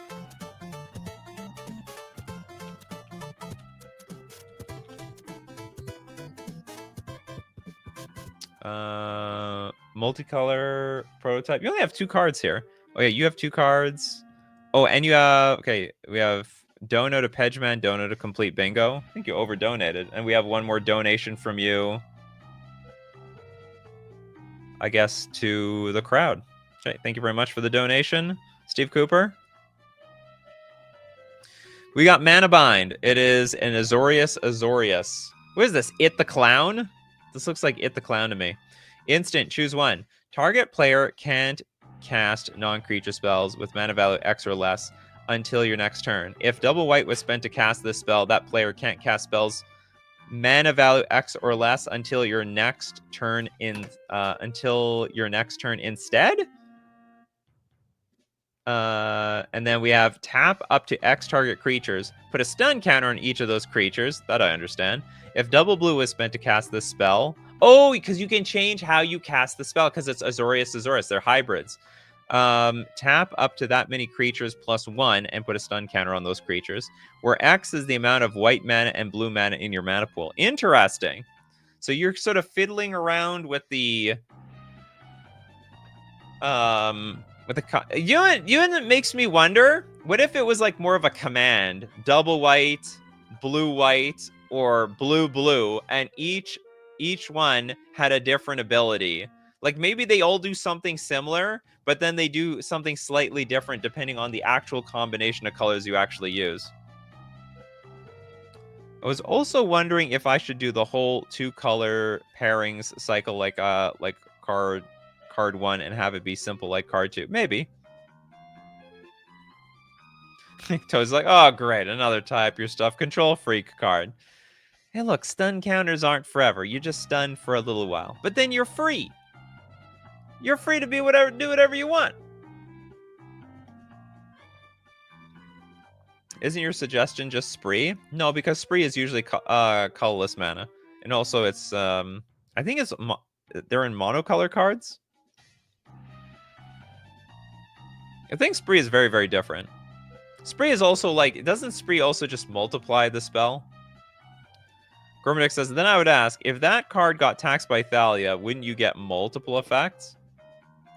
I don't know. Judge! We need help here. Can't cast non-creature spells with mana. The first one is a little bit more confusing because this is like a silence effect, right? Target player can't cast non-creature spells with mana value X or less until your next turn. Where if double white was spent to cast it, that player can't cast spells with mana value X or less until your next turn instead. It's a bit weird. Where's the X also? Mana value X or less. Hold on. Target player can't cast non-creature spells with mana value X or less until your next turn. If double white... What is X? So you just choose it? Oh, sorry. Where X is the amount of white mana. Okay, yeah. Totally forgot about that part. It's included at the bottom. Okay, you're good, Steve Cooper. You're good. Whoop, too big. Oh, I can actually I can zoom in for some of those Dimitri cards. Okay, Mana Invigorate. This is a 2-mana instant. Choose one. Mana Invigorate deals X damage to any target, and you gain X life. Also, up to X target creatures gain haste and first strike until end of turn. Where X is the amount of white and red mana in your mana pool. Totally doable for me. Yeah, white and blue mana. Reading the card explains the card. Correction, reading the whole card explains the card. That's my biggest downfall. I mean, don't get me wrong. I misread cards all the time. But reading the whole card explains the card. Yeah, wet. Wet? What's going on here? Okay. Back to Winter Fox. We're going to look at the last of the Emolith Part 3. Emolith Part 3. Unstable mana charger. Sounds like an electrical socket that's like sparking or something. 3 mana sorcery. Target artifact has cumulative upkeep. Add colorless, and during your end step, when this card has 3 or more age counters on it, sacrifice this card and you lose life equal to its mana value. Interesting. So you're giving artifact. This is a pretty underwhelming graveyard hate. So not artifact hate. Because you're helping them. They're gaining mana. Cumulative upkeep, add colorless. And during your end step, when this card has 3 or more age counters. Yeah, so basically you have to wait like 3 turns and they sacrifice their artifact. Slowest artifact hate of all time. Check the flavor text on this one. Better not forget to put a limiter on the spell matrix. Otherwise, it will blow up in your face. Wait, what? And also a lesson in Spell Weaving Volume 2, Chapter 3, Spell Matrices, Section 4, Seconds Before Disaster. So there's a lot of wizards that went kablooey right after their last journal entry. Star Drop, Mystical Frost Fall. This is a double colorless, double snow, 2 generic. Land Aura. Enchanting a land. It's also a kindred land. It's apparently an Emolith enchantment. So enchant land. Enchanted land has, when you add mana with this land, add snow or colorless and lose 2 life. Activate only once per turn. And then Emolith creatures you control have hexproof during the combat phase. If Stardrop Mystical Frostfall is sent to the graveyard while you have 5 or less life, add 2 mana, then return target Emolith creatures in your graveyard to your hand. Return targets. How many target? Return target. I guess you mean target Emolith creature in your graveyard to your hand. Just one. Otherwise, it's like you'd say all of them, not just a few. Zach's like, bingo, Demonic Shark, Chaos Ensues, and no one knows what this card does. Ooh, that's do we have no one knows what this card does? No one knows what this card does, which also makes it a bingo. Yeah, we could give that one for Chaos Ensues as well.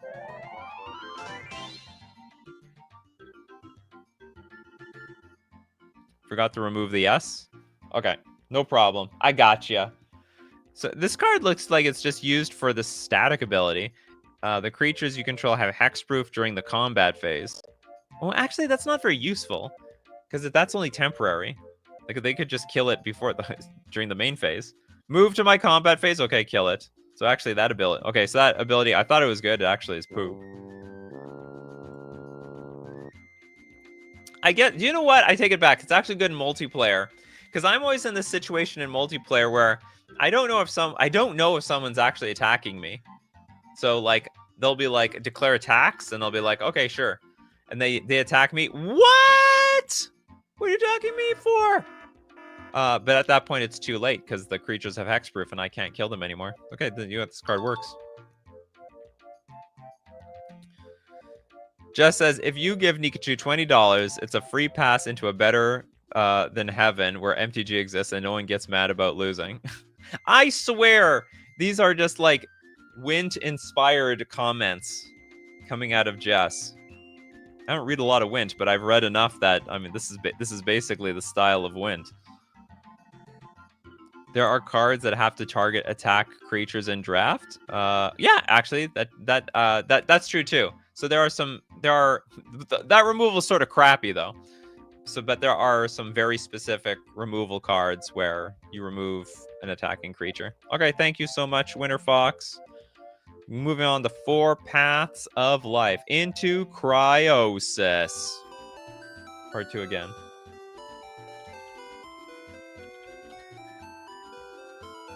We're going to look at the last 2 cards in the series.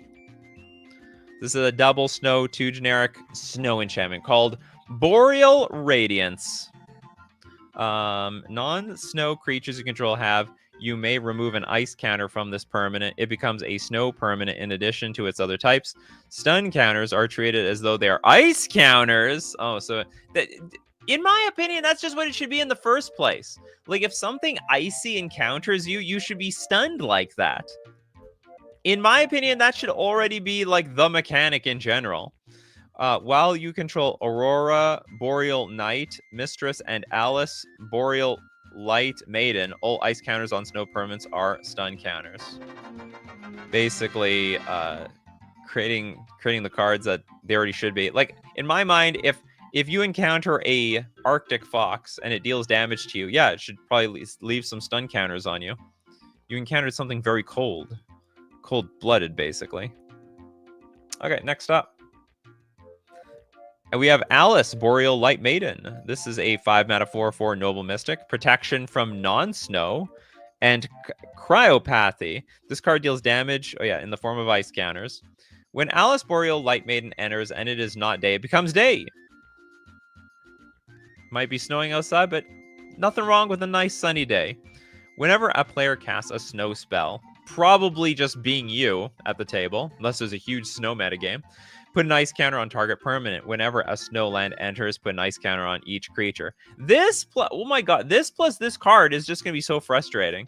You just basically put ice counters on everything and stun it all. Snow creatures gain +1/+1 for each of its ice counters. Non-snow creatures gain -1/-1 for each of its ice counters. Cool.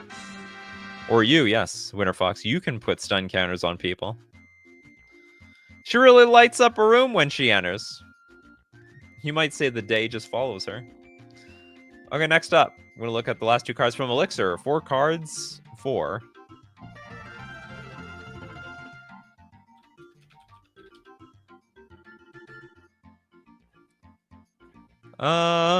Tax returns. Just in time. It's that time of the year I gotta think about doing my taxes. And this is not helping me keep my mind off of it. Not that I'm afraid of paying my taxes. I'm just afraid of all the paperwork I have to get through to submit it. Okay, we have a white enchantment. Whenever you cast a spell for more mana than its mana value, draw a card. Channel for a white. Discard tax returns. Create a tapped treasure token. It's my tax return. I want my rebates. When you cast a spell for more mana than its mana value. Oh, so if we're taxed, we're gonna draw a card out of this. This is great. But then they're gonna still complain that I'm not paying my fair share. What is this? I guess I pay the tax. This is the tax return. Does it make you shuffle 3 basic lands in your deck? If not, or fail. Flavor win, I'd say. Okay, I like it. I think we're all in agreement here. Oops, wrong set. Wild Gendarme. I'm not pronouncing that right. Okay, 4 mana for a 2/4 Human Samurai. It's coming out of nowhere. Spells that target this creature cost 2 more to cast. Whenever this creature becomes the target of a spell or ability you target of a spell you control, you may counter another target spell unless its controller pays X, where X is the creature's power. If you don't, put a +1/+1 counter on this creature. Spells that target this creature. They target 2. So if I target this thing, why are we taxing this thing? Maybe we have to, but it's 4 mana. But maybe we have to. No, it's 4 mana. I want to say, like, you don't have to tax the spells that you're putting on this card. Give Nikachu $100, he'll play chess with you through the mail. I will absolutely not do that. That sounds awful. I still have to file mine, but I'm too lazy. You tax so you can have tax return. Yeah, that's right. We have a tax return. And maybe they pay, and if I overpay, maybe they'll pay me some money back. That happens. The CRA loves taking more money from me in advance. They do it every year. They love taking my money. The CRA being the Canadian Revenue Agency. This is the Canadian form of the IRS. I was going to say this should be just Ward, but maybe this is meant to work with the tax card. Maybe. So I can see a world where, you know, casting your spells on your card is just going to badly, like, tax people from playing spells, but maybe not. And on top of that, this is still quite, I think it's still quite a bit of mana. I mean, it's definitely fair as written, because it's going to cost you a boatload of mana to target stuff. Like, it's going to cost you at least 3, if not 4 mana per turn to target this thing. It's not ward, it's symmetrical. Oh, so yeah, it's hard. Oh, spells that target this creature cost 2 less to cast. Whenever this creature becomes the target of a spell, you can, oh, but it only, the second part only triggers from your own stuff. Interesting. Symmetrical ward. Weird. Very, very weird. Okay, so there is actually a reason to have this, because it protects, technically protects. Protects from your opponent, protects from you as well. Okay, next up, Trent Sims. Oh, we're going back to the Zelda cards. I like it. King of the Red Lions. King of Red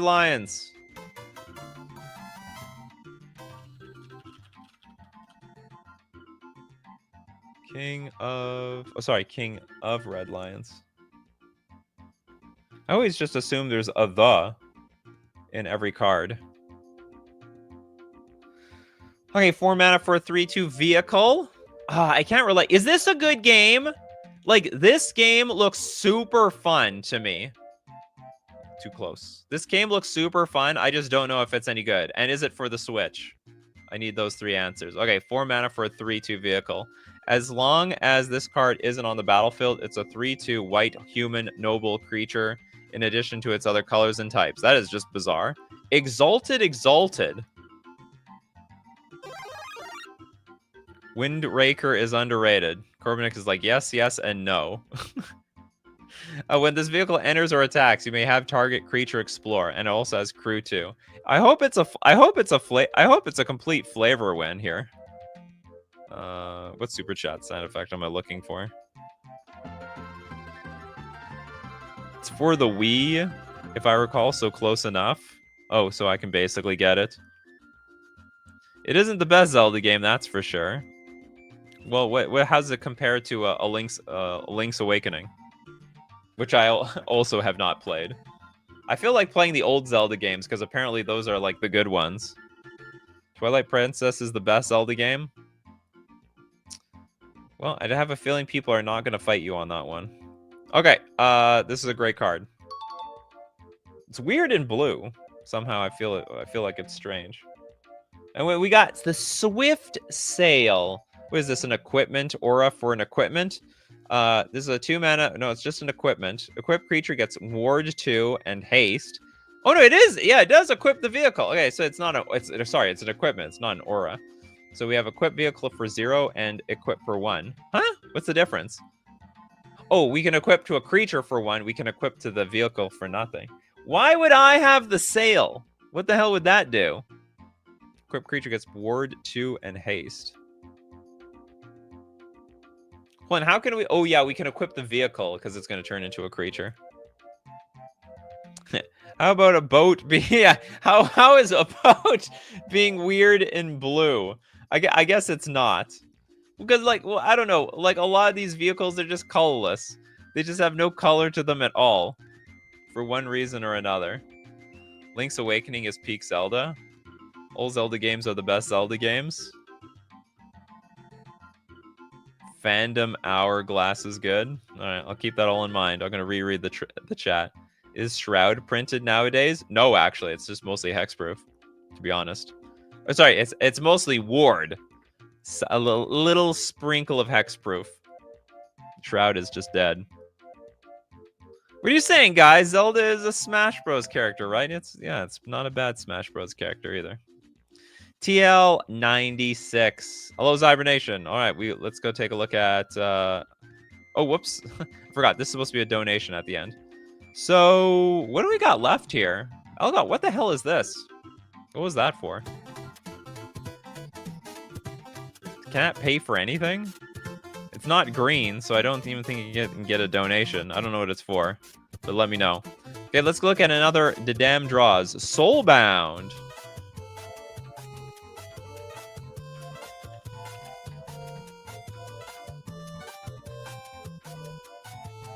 It's not, sorry, it's Soulbound, not Soul. Soul, like Soul, or like Soul Ring.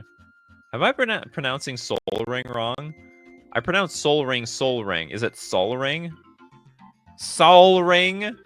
Sounds like the difference between Sauron and Sauron. It's for a haircut and a coffee. Well, I just got my haircut, that's for sure. Okay, Soulbound. It is a 3-mana sorcery. Exile target non-land permanent and opponent controls. It's got Overload for 7 mana. Exile target non-land permanent and opponent controls. Exile. Oh! Non-land. So it's effectively another Cyclonic Rift or something. But instead of the stuff getting bounced to hand, well, it's getting exiled. Isn't this like way more crueler than like infinitely more crueler than Cyclonic Rift? Soul is in the sun. Can't overload that soul. I want to say that this would get banned in Commander. This is what I want. I want to say it would get banned. Like this would be, what do they call it? It's a game changer. It's all gone, sir. He threw us at a sun. That's right. The sun absorbed us all. Sol is the sun in Spanish. Oh, that's interesting to know. Soul is pronounced the same as soul. All right, thank you so much. Oh, I almost got scared there, Benjamin Berkey. You know, I hate the idea of that I might have been pronouncing a simple word like soul wrong for 20 years. No one told me. No one corrected me. They probably just thought it was my weird Canadian accent. Okay, next up. Okay, I have no idea if... I mean, this looks fine. I want to say the Overload should be more expensive. Because it's in the same range as, like, Cyclonic Rift, and that seems too cheap. Seems way too cheap.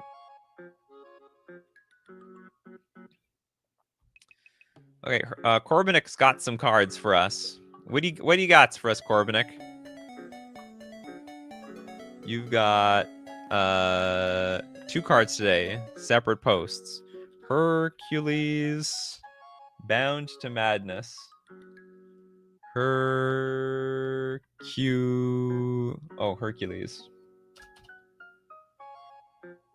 Version 2. I assume this is the good version. Okay, we've got a, what is this? 6 mana 9/2. It's a Divine Berserker. Commutative Regenerate. What the hell does that mean? You got to explain yourself here. Cumulative Regenerate. Pay 1 life. All creatures. Oh, does this mean like for every next time I want to regenerate the card, I have to pay an additional life? So it's like 1 life the first time, 2 life the second time, 3 life the next time. All creatures able to block if able. If this creature would be destroyed or exiled, its controller must regenerate it instead. This creature would be blocked or exiled. Oh, it has to be regenerated. So we're forced to play that cumulative regenerate. If a card would cause this card to be sacrificed, negate the spell or effect, and regenerate this card. You're showing your Yu-Gi-Oh! In there. Negate the spell or effect. We don't have that in this game. It's just if this card would be... If a card would cause this card to be sacrificed, counter that spell or ability. That's all. That's fine. Why is it not Heracles?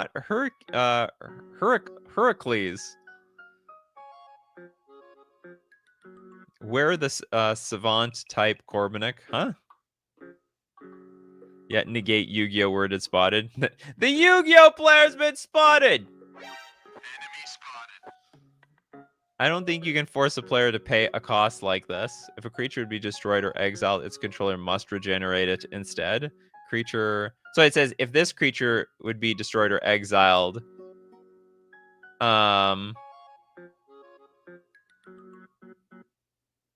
Maybe it's like, if this creature would be destroyed or exiled, it regenerates.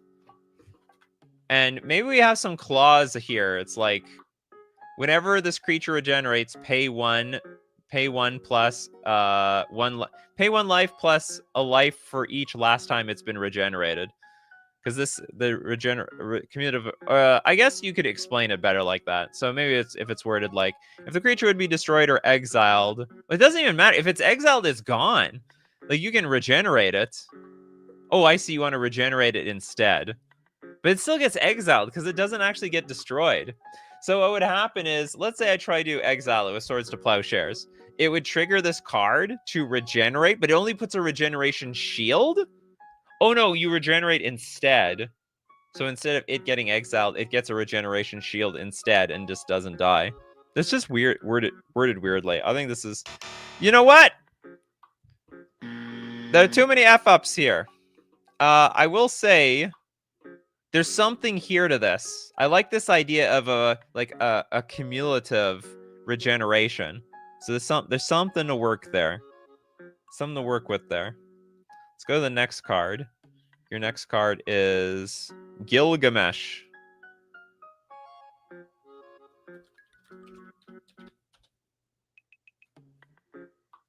Okay, Gilgamesh is a 6-mana legendary divine human. It's a 3/3. Companion. All creatures in your library are named Gilgamesh, King of Heroes. So you can have 3 in the main and 1 in your sideboard. Haste, Annihilator 2. What? What is this, an Eldrazi? And then for 4 mana, tap, search your library for an equipment spell and put it into play equipped to this card. And 8 mana, tap all permanents target player has in play, then put a stun counter on this card. Honestly, it's actually quite fair. There's... it seems like a backbreaking downside that the only creature I can have in this deck is Gilgamesh, King of Heroes. Should be a demigod? Pedgeman would know. Big on Hercules. Can't get rid of this card. Huh? Haste Annihilator. It doesn't. No, it doesn't have indestructible. I mean, it's you kill it, it's gonna die. Yeah, tap all permanent target player controls, put a stun counter. Hercules, not Gilgamesh. I don't know. Hercules was the last card. Yeah, Hercules was the last card. Oh, bingo on Hercules. Was it indestructible? Oh, it couldn't. Okay, I'll give it to you guys. I'll give it. Where is it? You can't get rid of some of these cards. No bingo. Just making sure. Quadruple check. Did we get the waifu bingo yet? No. No waifu bingo. Oh, did Pedgeman have a waifu? I can't remember what Pedgeman's card was. If it had a waifu on it or not. It wasn't indestructible, but you can't get rid of it anyways. Well, it was something... Oh, no, yeah, you couldn't. That's right. Even if you tried to destroy it with, like, Supreme Verdict, it was still going to live because it had to regenerate. Though we did Twin Waifu. What about Twin Rora? All right, we'll count Twin Rora.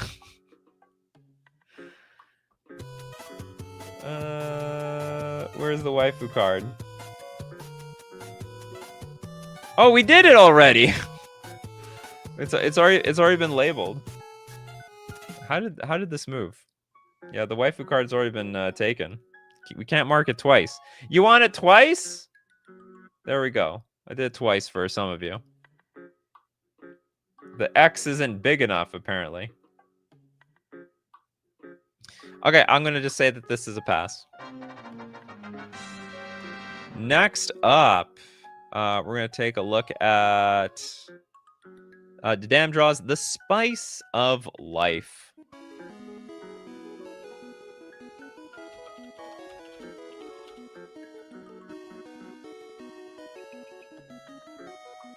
Okay, 5-mana enchantment. Players can't cast spells that share colors with spells they cast the previously each turn. Colorless is not a color. How does this work? I feel like there's a card like this already in some capacity. So it's Wooburg for an enchantment. Players can't cast spells that share a color that share colors with spells they cast. Has to be them though, not the opponent. You, me too, Toads. You and me too. It sounds like something that already exists. Players can't cast spells. So if I play a blue spell last turn, then I can't play a blue spell this turn. Sure. Why? Sure. Why not?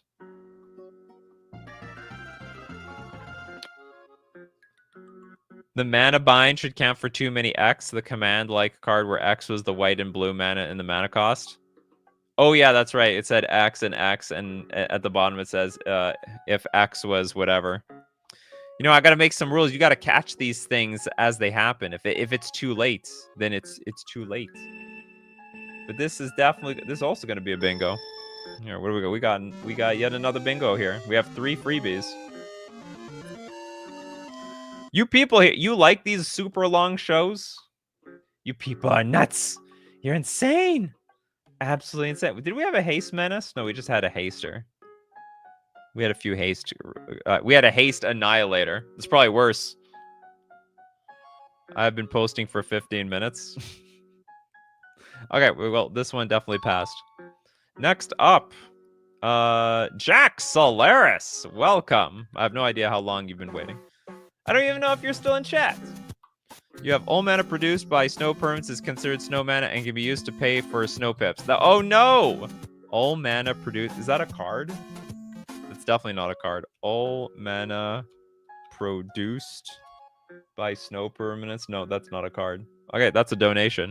Sorry, Jack Solaris.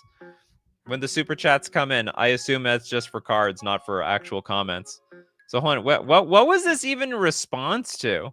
All mana produced by snow permanents. Maybe these snow permanents is considered snow mana. It can be used to pay for the snow pips.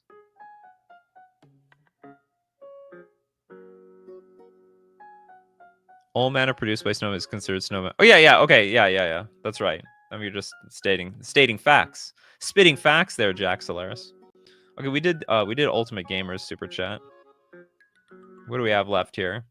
I am made of meat. I love the sound of that.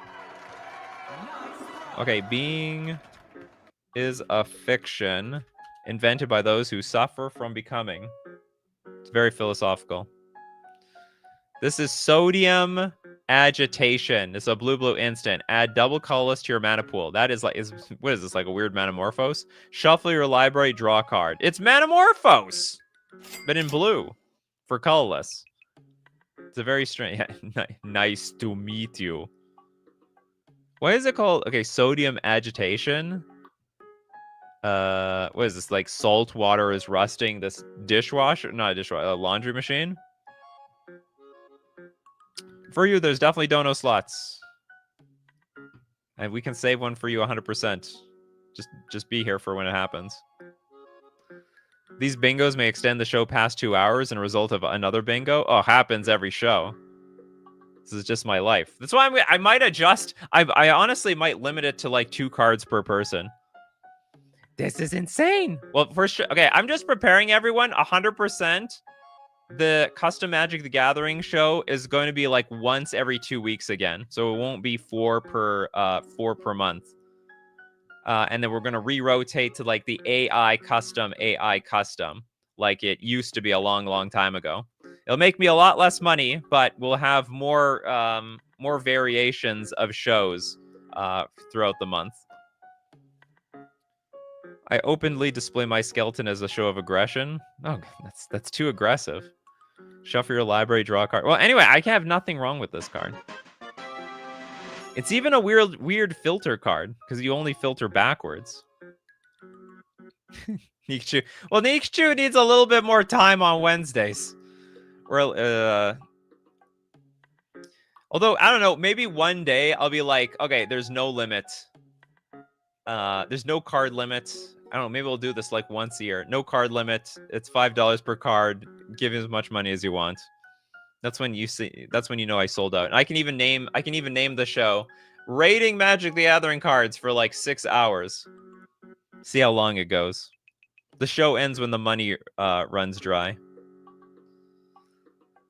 Might start donating when these become less frequent. that's a weird. It's a weird case. Okay, next we'll have the damn draws for neurons activated. This used to be the Spaceballs super chat, but now it's probably gonna be something else. It is different. It be ape. Okay, for a 2 mana, we have an ape monkey kindred enchantment. I guess we have this monkey eating a banana. Neuron activation. Monkey sees action. Also sees banana. Monkey is jealous. When this enchantment enters, and whenever you create a banana token, put a +1/+1 counter on target ape or monkey creature you control. 100%. I wonder, can you make this like 1 mana? And the enchantment enters, and whenever you create a banana token, put a +1/+1 counter on target ape or monkey creature. I think this can be 1 mana, just at like a green. The effect is not powerful at all. Or I don't know. Maybe it is. Maybe I'm looking at this wrong. But I don't know how. I don't think it's that easy to make the banana tokens. Although, to be honest, in your world, it's actually a lot easier. You built around it. Need a DK sound effect? Well, you want another one?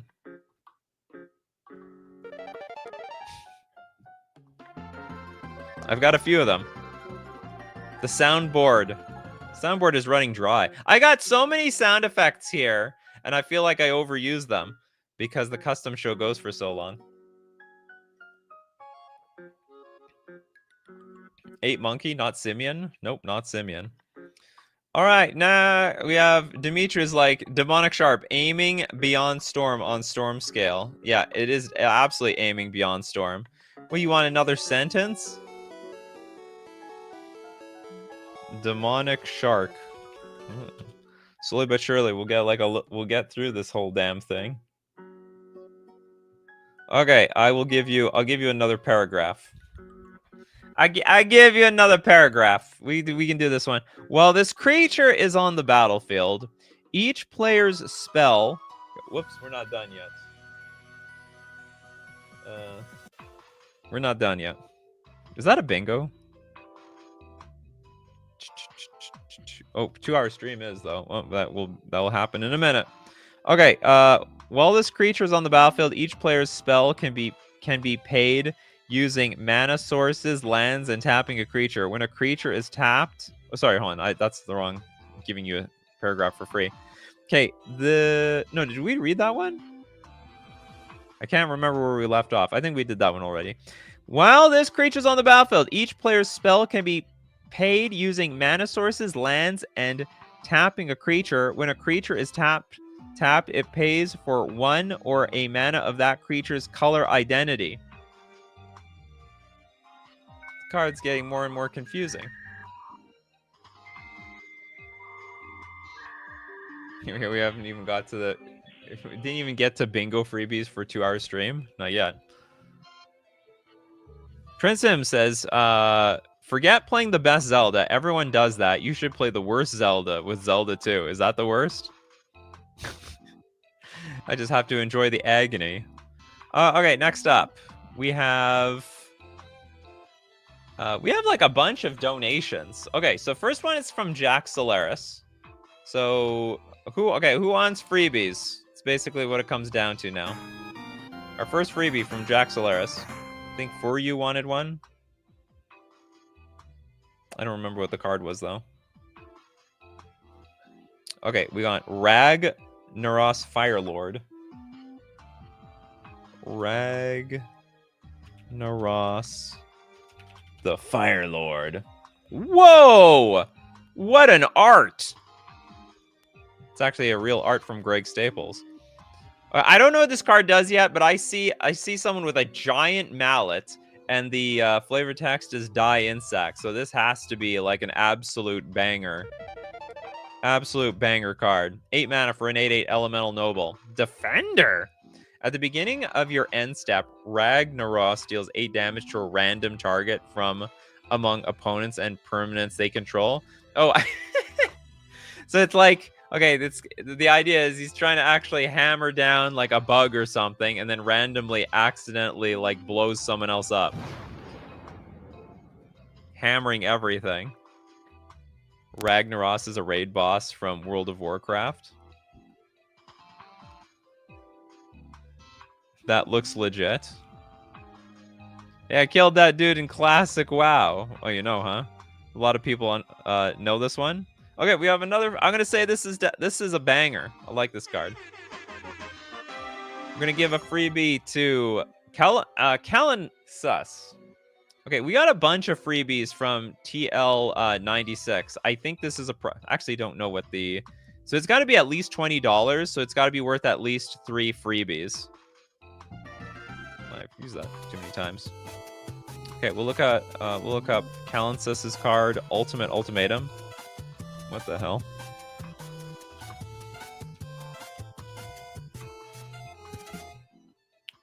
I'm assuming some people should be very excited because we just reached the 2 hours, the 2-hour stream. And because we reached the 2-hour stream, we have yet again another bingo. That's the 4th one. Remember, there's a 5 max. Although I might change the rule when I limit people to only potentially to 2 bingos. Okay, get this thing out of here. What the hell is this? Triple green, triple red, triple black, triple blue, and triple white. Sorcery. Starting with you, each player votes for a player other than you. Each player with the most votes or tied for the most votes loses the game. Oh my god. This is like so sad. Hey everyone, you're all gonna vote somebody out, and it's not gonna be me. How does? Oh, and I can always vote. So if there's like 4 players, I can vote for somebody. If there are 3 players, like someone's gonna get knocked out. And then, well, it basically, when there's 3 players left, I'm definitely choosing. This is only very interesting. This card just basically says target player loses the game if there are 2 or 3 players at the table. Otherwise, no, actually it doesn't. I was just thinking, if there are 3 players at the table, let's say there's 1 really strong player, 1 really weak player. It's possible the weak player will vote for themselves so that the strong player has a chance to beat you. So there actually is a little bit of game for the 3-player one. If there are 3 players, the other 2 lose the game. Each player with the most votes or tied for the most votes loses the game. Starting with you, each player votes for a player other than you. Well, you have to vote for somebody, right? You have to vote. So if there's 2 other people left, you have to choose one of them. And so like there will be an odd number. So there will be a majority here. This is sort of a cool card. I think it's very interesting. It's a thought provoker. And when there's 2 people left, then the last person just loses. Now 2 other players means 3 votes among 2 players, so only 1 lose. Exactly, yeah. Okay, that's cool. Okay, who else wants donations? We got Benovsky here. Benovsky wants a donation. We have Strix, Paladins, Sniper. Okay, we got 4 mana, 4/1 Human Scout, first strike reach. Discard a blue card. Strix gains hexproof and shadow until end of turn. Goes to the Shadow Realm. Pay a red, tap, reveal a card in your hand. Strix deals damage to target creature equal to the revealed card's mana value. And for 3 mana, target opponent reveals their hand, surveil 2. This is actually like way too real. This is 100%. This is super real. Where's my super chat effect? This is actually... This is very Commander Precon worthy. Bernovsky sure wants a donation. If we got no more freebies, might as well finish off. Well, there's gonna be some donations, even if people don't want them, because I'm gonna be going through the thing. I'm gonna be going through the Discord.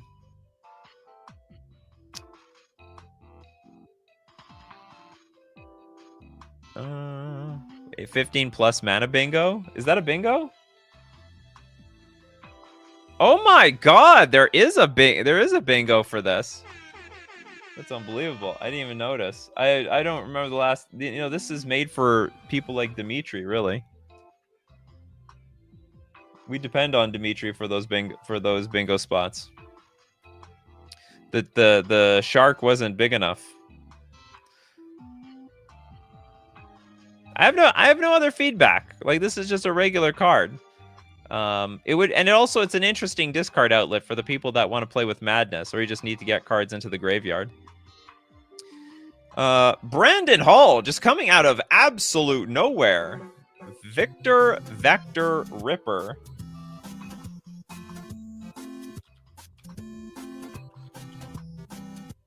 Victor Vector. I can't find this card. Did you just submit it? Victor. Oh, you did. Here's Brandon. There's a rule. You got to write down the name of the card so I can find it on the Discord. You never know when I can't find that card. But we found it. It all worked out for everybody. Victor Vector Ripper. This is a 3-mana 2/2 human citizen. At the beginning of your upkeep, choose one. Creatures you control enter the battlefield with a +1/+1 counter on them. Creatures you control with counters on them have, if this creature would die or be put into exile, you may instead remove a counter from it. Oh, so it's like regeneration. What's up with you people and you want to protect yourself from exile? It's funny, like, there's some obsession. We got to protect ourselves from exile. We have to protect ourselves from being sacrificed. These are like problems I don't have. I have the old-fashioned problem. My creatures just die to regular destroy this, destroy that, and damage this, damage that.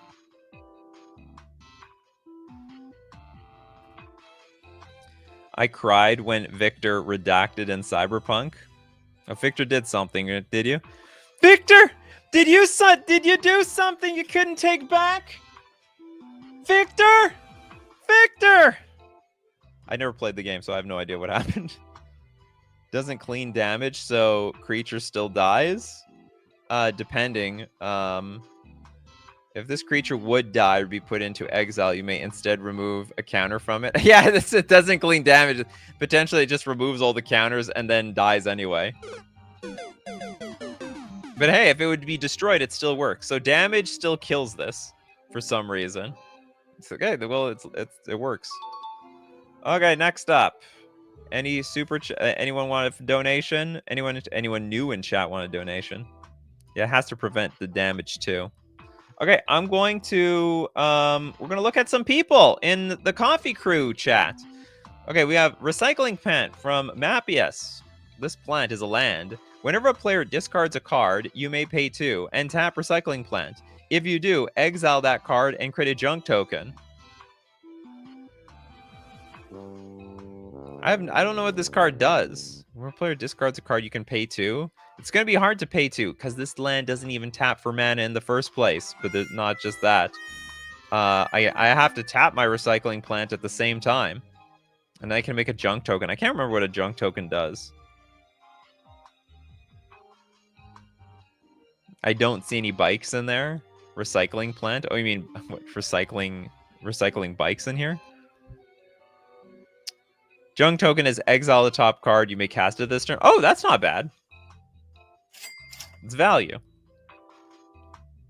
Yeah, what are junk tokens? Like this is I don't know if this is before my time or they're just so junky that we just don't ever see them get played. Okay, next up. Anyway, I'm gonna say that's definitely a doable card. It's so doable. I don't know if it's good enough. Sage, Berry Flower Girl. This is a 4-mana 4/4 human angel. All creatures have tap. Add 1 mana of any color. That's It's for the mana ramp decks. And tap, each player creates a flower artifact token. With tap, add double white. Whenever each player taps a creature or artifact for mana, mill a card for each mana it produces. Whenever each player taps a creature or artifact for mana. Okay, hold on. Each player creates a flower artifact token that can tap for mana. Whenever each player taps a creature or artifact for mana, mill a card for each. Oh, I see. So for like, if I add 5 mana, I mill 5 cards. I do not know what the consequences of this card is. This is crazy. If I want to add mana, I'm gonna mill myself. What's the is this gonna help me? Is it gonna help them? Is it? I mean, definitely we got to be building our deck around this card. We know that we know the milling thing.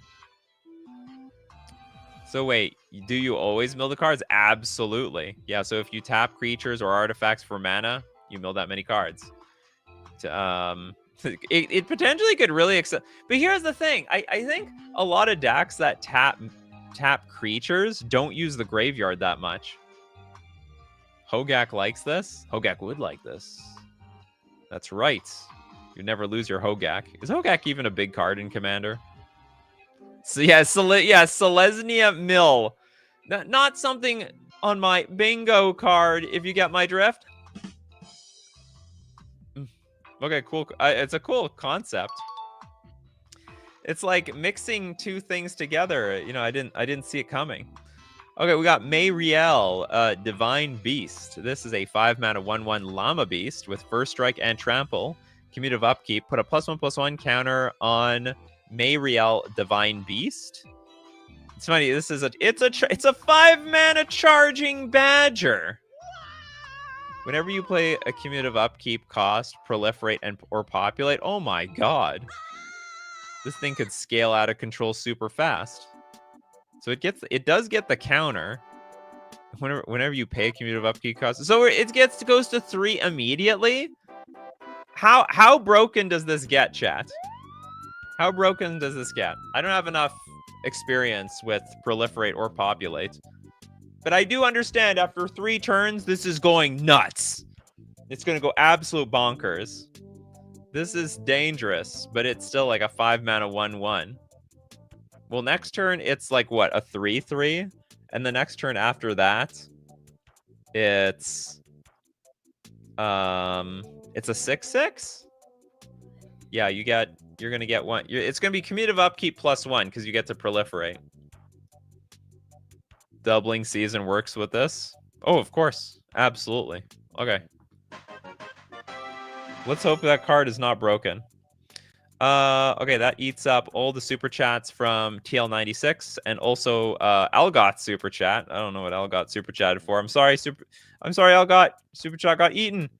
Okay, we have 1, 2, 3, 4 freebies coming through. If anyone has suggestions for freebies, I have no problem looking at them. Otherwise, I'm going to look for some people who did not get cards today so they can be part of the show. And did Tasso be part of the show? I want to say Tasso might have been part of the show today, but not this card.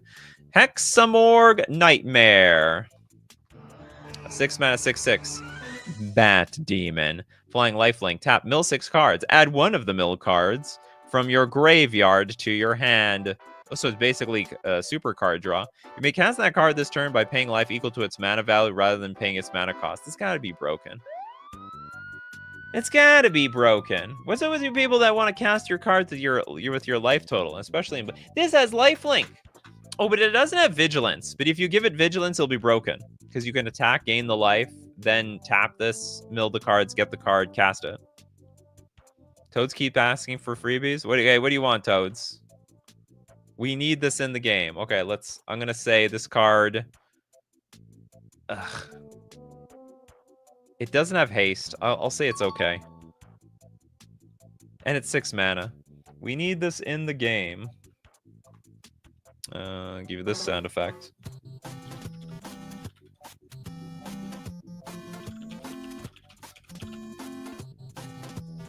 I can't find this card. Did you just post it? We need this in... Maybe I'll just look up we need. Oh, he said we need this in this game. Sorry about that. We want no quadruple colorless. It's a Winter Fox specialty. Legendary sorcery. When remove emblems is cast. Oh, it's called remove emblems.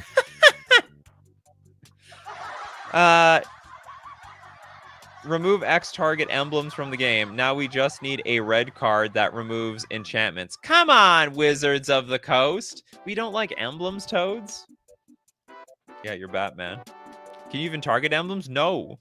What is that? When remove emblems is cast, remove X target. Oh yeah, that's for. We can't even target emblems. It's like an untarget. I don't know. Maybe I guess we can target emblems. I guess we can do it now. Who said we can? I mean, we just don't have a card that targets emblems. It's in a zone, right? Like it's in technically a zone. Yeah, they can now. This is it's the first one. It's the first of its kind. Okay, you can remove X target emblems. How many emblems are going off, Toads? How many emblems are going off? Okay, so that was one of the super chats. Next, Brandon Hall trying to get a card in here before the day is over. Judy Alvarez.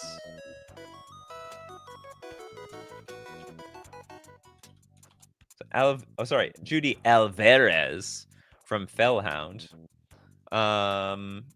This is a 5-mana 1/3 human artificer. When Judy Alvarez enters the battlefield, exile the top 4 cards of your library. At the beginning of your post-combat main phase, you may cast historic cards exiled this way for X less mana than its cost, where X is the amount of damage dealt to players by sources you control. In the phases prior, during this turn, then for 3 mana, deal 2 damage to target player, exile this card, and return it to play under its owner's control. So you get to blink it and then look for 4 more cards. This formatting, I've never seen it screwed up like this. Like the text is like scrunched in on themselves. I'm guessing when you made the card, it was like just bleeding completely off the card, so you have to squish the font to make sure it fit. That's my guess, because like you're really tight here on space. We want and this also looks like it should be broken off into its own paragraph. Pay 3, deal 2 damage to target player, exile this card and return it to play under its owner's control. That's a cardsmith problem. Well, then it sounds like it's everybody's problem. Okay, I will say this is fine. I'm not the best editor. Well, you don't need to be the best editor. You just need to be the best designer, the card designer. Kermit got some cards today. Okay, look, if I can't find new people that haven't got a card yet today, then we'll look at your other stuff. But there's some people who can't be here for the show, and I just want to look out for them. We got the real Maxim loves this show. We got Right into Legend. This will be the second of the free 4. We have a 5-mana legendary instant. Target legendary permanent becomes an emblem until end of turn? So what, it's going to go to the command zone? Loses all types, goes to the command zone, and its rule text still applies until end of turn. No player can interact with it in any way, and it can't tap to activate abilities. It's going to the absolutely no idea where it is zone. You just got your card, the real Maxim. Just at the right time. Target the emblem, kill it with the last card. Yeah! Toad's already found a counter to this card. Yeah, you can't say you have no card yet. You have a card now. Yeah, I guess you can interact with the emblems since they are in a zone. I was wrong to say they're outside of the game. Yeah, they're not technically outside the game. And now it's funny, Toad's already made a counter to this card. Target legendary permanent becomes an emblem. But then, like, what are you going to do with it when it's in the command zone? What's the point of that? Loses all types, goes to the command zone. It's not even until end of turn. It's almost like you self-exiled yourself. Oh, that was the card anyway? Oh, yeah, that's good. So what are we doing with it? I just realized it's like we just exiled our own permanent. Right? Like, what is it going to do? Like, let's say I target my I don't know, my ether vial, and I put it into the command zone. It's gone. It's just gone. It's not coming back. Or what does it mean? No player can interact with it in any way, and it can't be tapped to activate abilities. Or is it for like enchantments to make it like permanent? Oh, it's for enchantments, I think. Or maybe creatures with static abilities. Can be protection or stop an opponent's commander. Oh, that's interesting. It is legendary instant. Emblems usually have a static or triggered ability, so those still go. Yeah, I guess that will still stand. Okay, it's a fascinating concept. Okay, we got 2 more on the bingo card.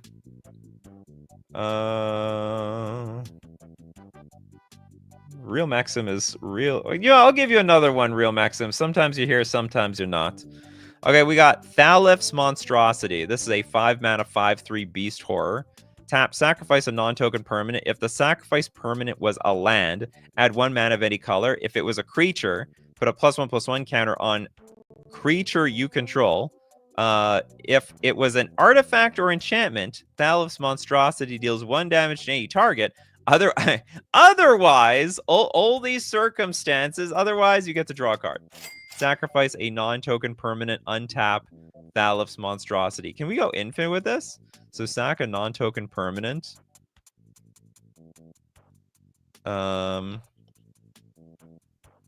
Sacrifice a I'm just wondering if is there some way I can like go off with this? The art slaps hard. Oh, you're into that sort of art, Benovsky.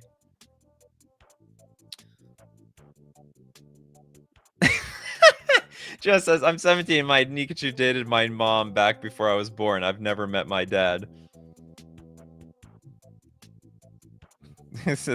Some people didn't tell me about some kids they had. Can be a combo payoff. Yeah, I can see it can be. Yeah, it obviously can be a combo payoff in the right. I'm just can't think of a card that might just instantly combo with this card. Otherwise, it's good. It's also incredibly fairly cast as well. Okay, next up. Let's get... Ooh, Panon didn't get a card. Oh, also, I should be giving some Super Chat sound effects away here. Frenetic Raptor, a 3-mana, 3/2 beast dinosaur with haste. This attacks each turn if able. Sacrifice another creature. This creature gains double strike until end of turn. So it's basically... It's all offense, no defense. You know what they say, people. The best defense is a good offense. That's how basically I live my life. In my opinion. Okay, love it. That's it.